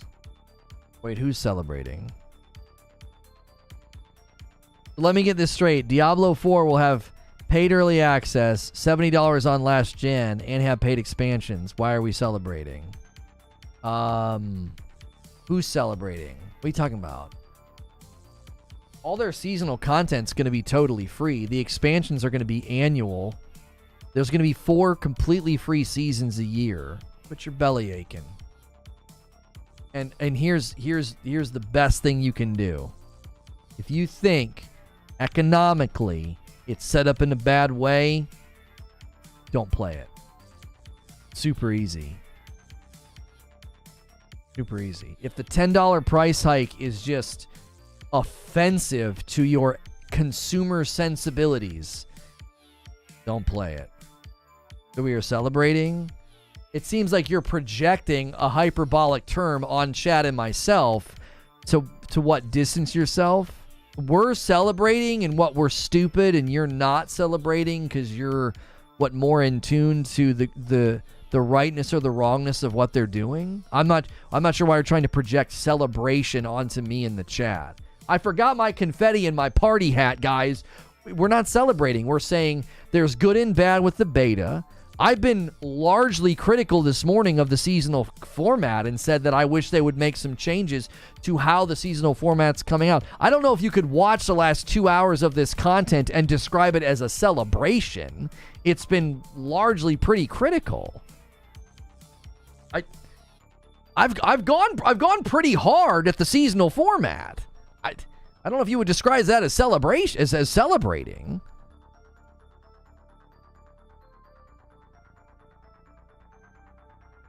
I don't understand. Played the moment Atomic Heart, and I haven't had so far no issues. Yeah, I've heard mixture responses to it. Some people are having issues, some people are having no issues. I didn't want to play it because when a game is basically getting a 7. And I personally looked at it and thought it looked mid from moment 1, or overpromised, overhyped with graphics at least. I was like, what's the point? Listen, I said it yesterday. Atomic Heart is a great Game Pass game because everyone's saying it's not worth $70. So all the Game Pass guys can throw their confetti in the air. They can celebrate and say, hey, this game's not worth buying. Thank God for Game Pass.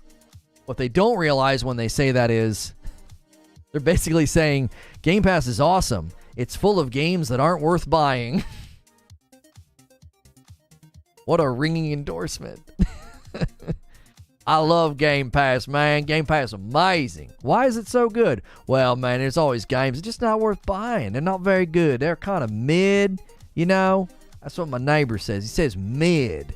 Well, this is a pretty mid game. Well, I don't have to buy any of these games. It's the best value in town. Okay. I'd rather play games that are worth buying, but hey, man, to each their own. To each their own.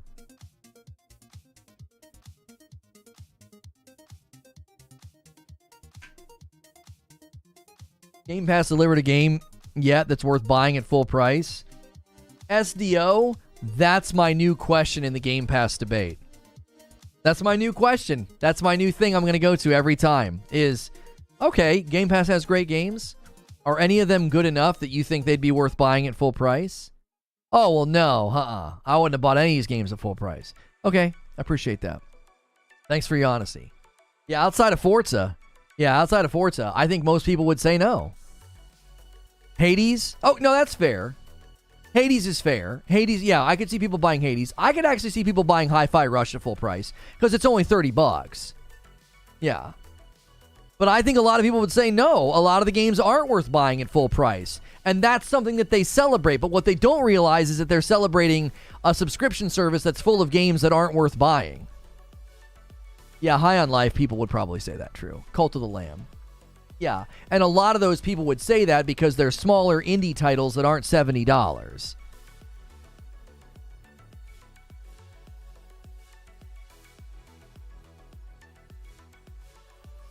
That's the point, right, Eugene? How many $60 to $70 games are on there that you're like, oh man, this is definitely worth full price. What a steal.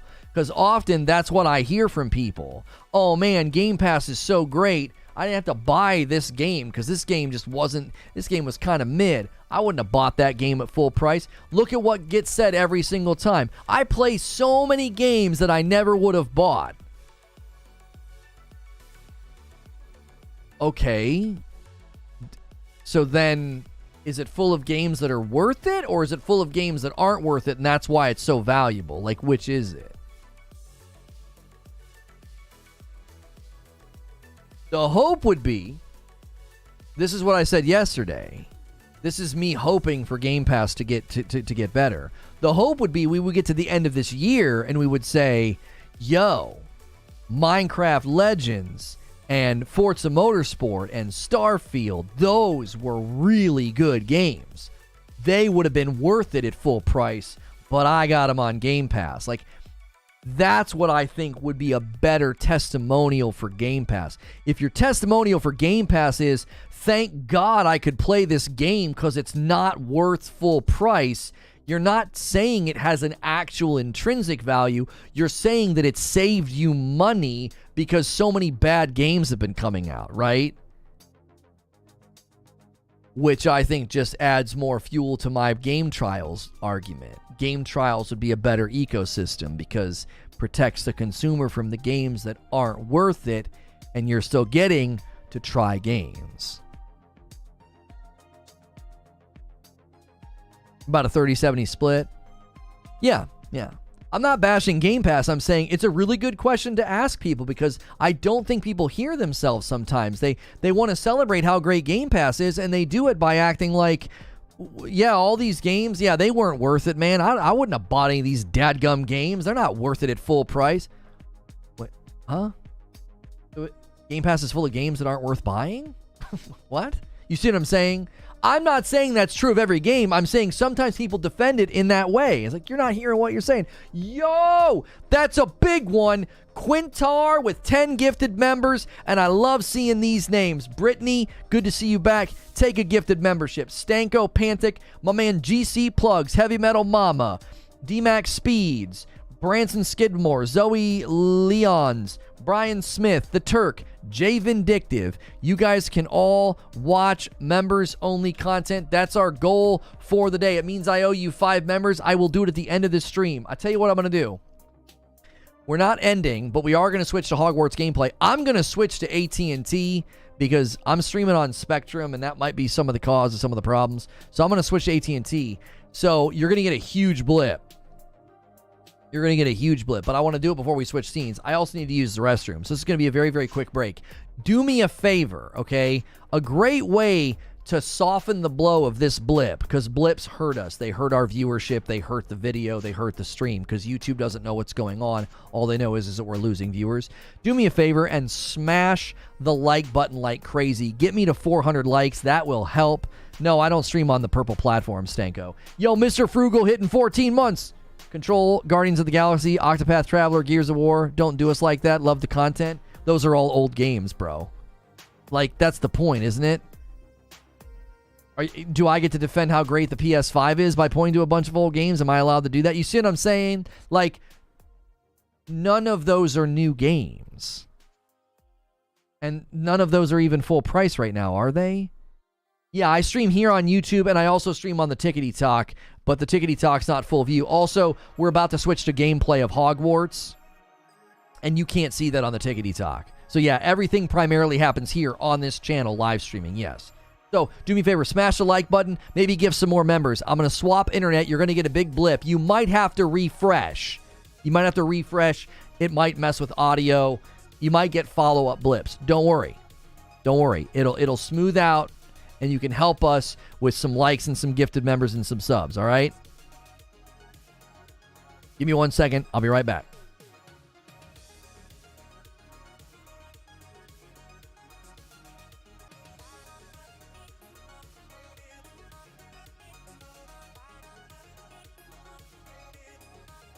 Okay, we are back. So you may have to refresh. You may get follow-up blips. Don't worry.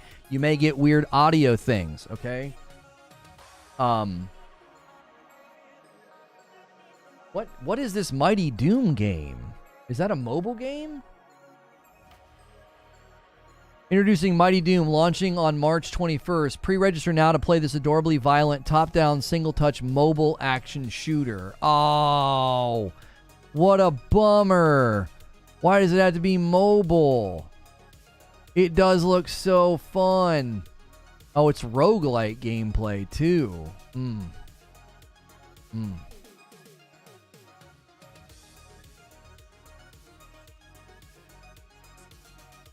Beta available yet? No, Diablo IV beta is forthcoming. All right, I'm going to quickly use the restroom. Give me 1 second.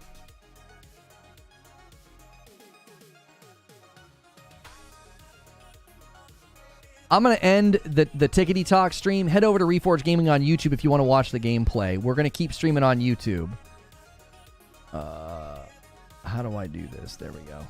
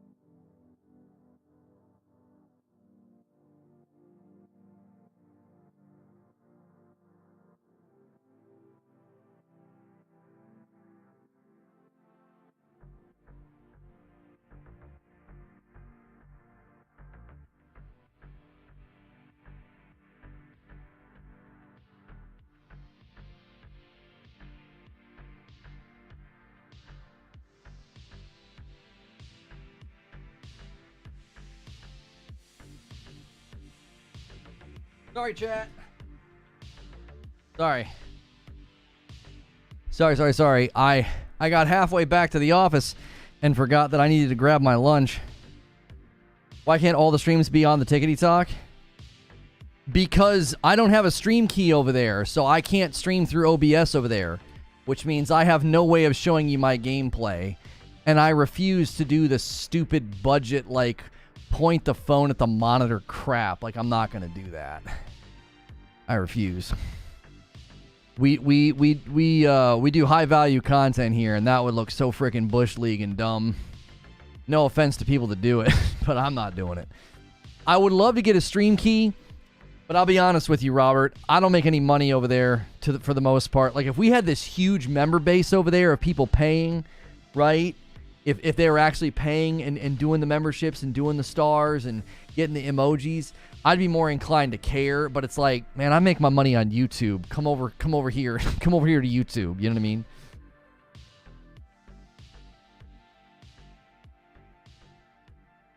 Halfway back to the office, just down the hall. No. I have to go all the way to that side of the house, upstairs, all the way to this side of the house to use the restroom, come all the way back to this side of the house, down the stairs, all the way back to the office. So I get all back to the office and I'm like, frick, I forgot my lunch. I got to go all the way back upstairs to the kitchen. I wasn't acting like I was in traffic. I was just letting you know why it took me a little longer to get back to the studio. Frick you, Eugene. He has tiny things. Everything's really far away. Yeah, that's right. That's right. Shut up. Oh, man. All right, let me get these announcements out.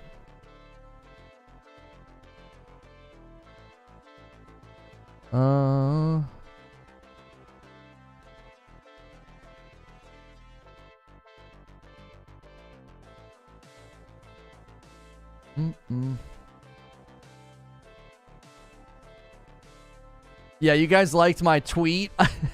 Frickin' Microsoft, dude. They're posturing so hard, they're going to break their back.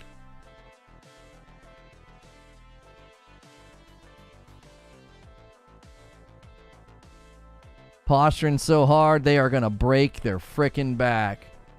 We entered into a 10-year firm commitment with Nintendo about property that we don't own yet. Shut the frick up. Just shut up.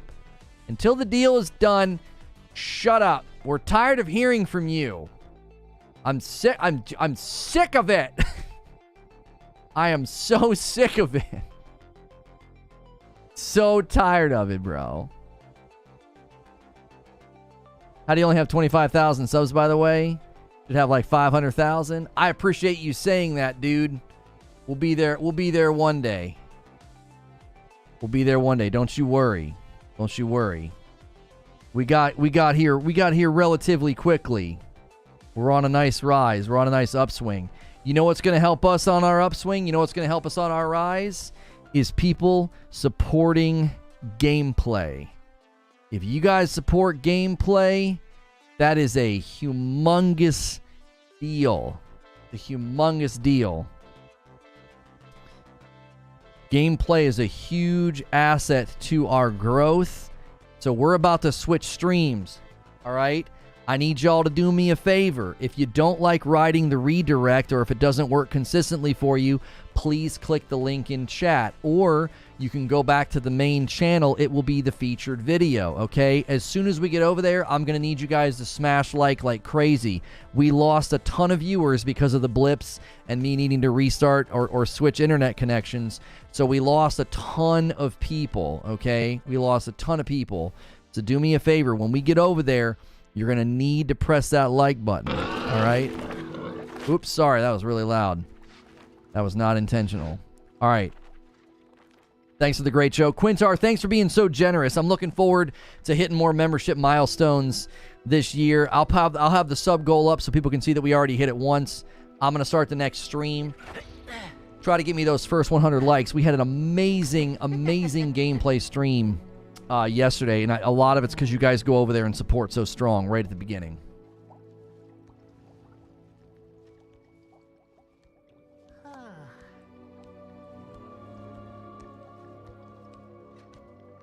Thank you so much for clicking on the video. This is going to be more Hogwarts Legacy gameplay. We're going to be doing side quests today.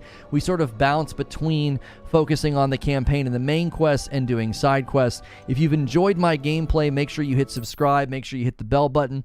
That way you don't miss out on my content. I am a Safe for Work broadcaster. I do talk shows all throughout the week. We did one this morning about the Diablo IV beta, so if you want to check that out, go check that out. I'll be ending that stream and bringing people over, and make sure as you guys come over and watch the new stream, smash the like button. Even if you're watching the past broadcast, smashing that like button is extremely helpful. I need to set up redirect. I almost ended the stream without redirecting. That would have been absolutely devastating. All right, let's do it. Let's bring everybody over and let's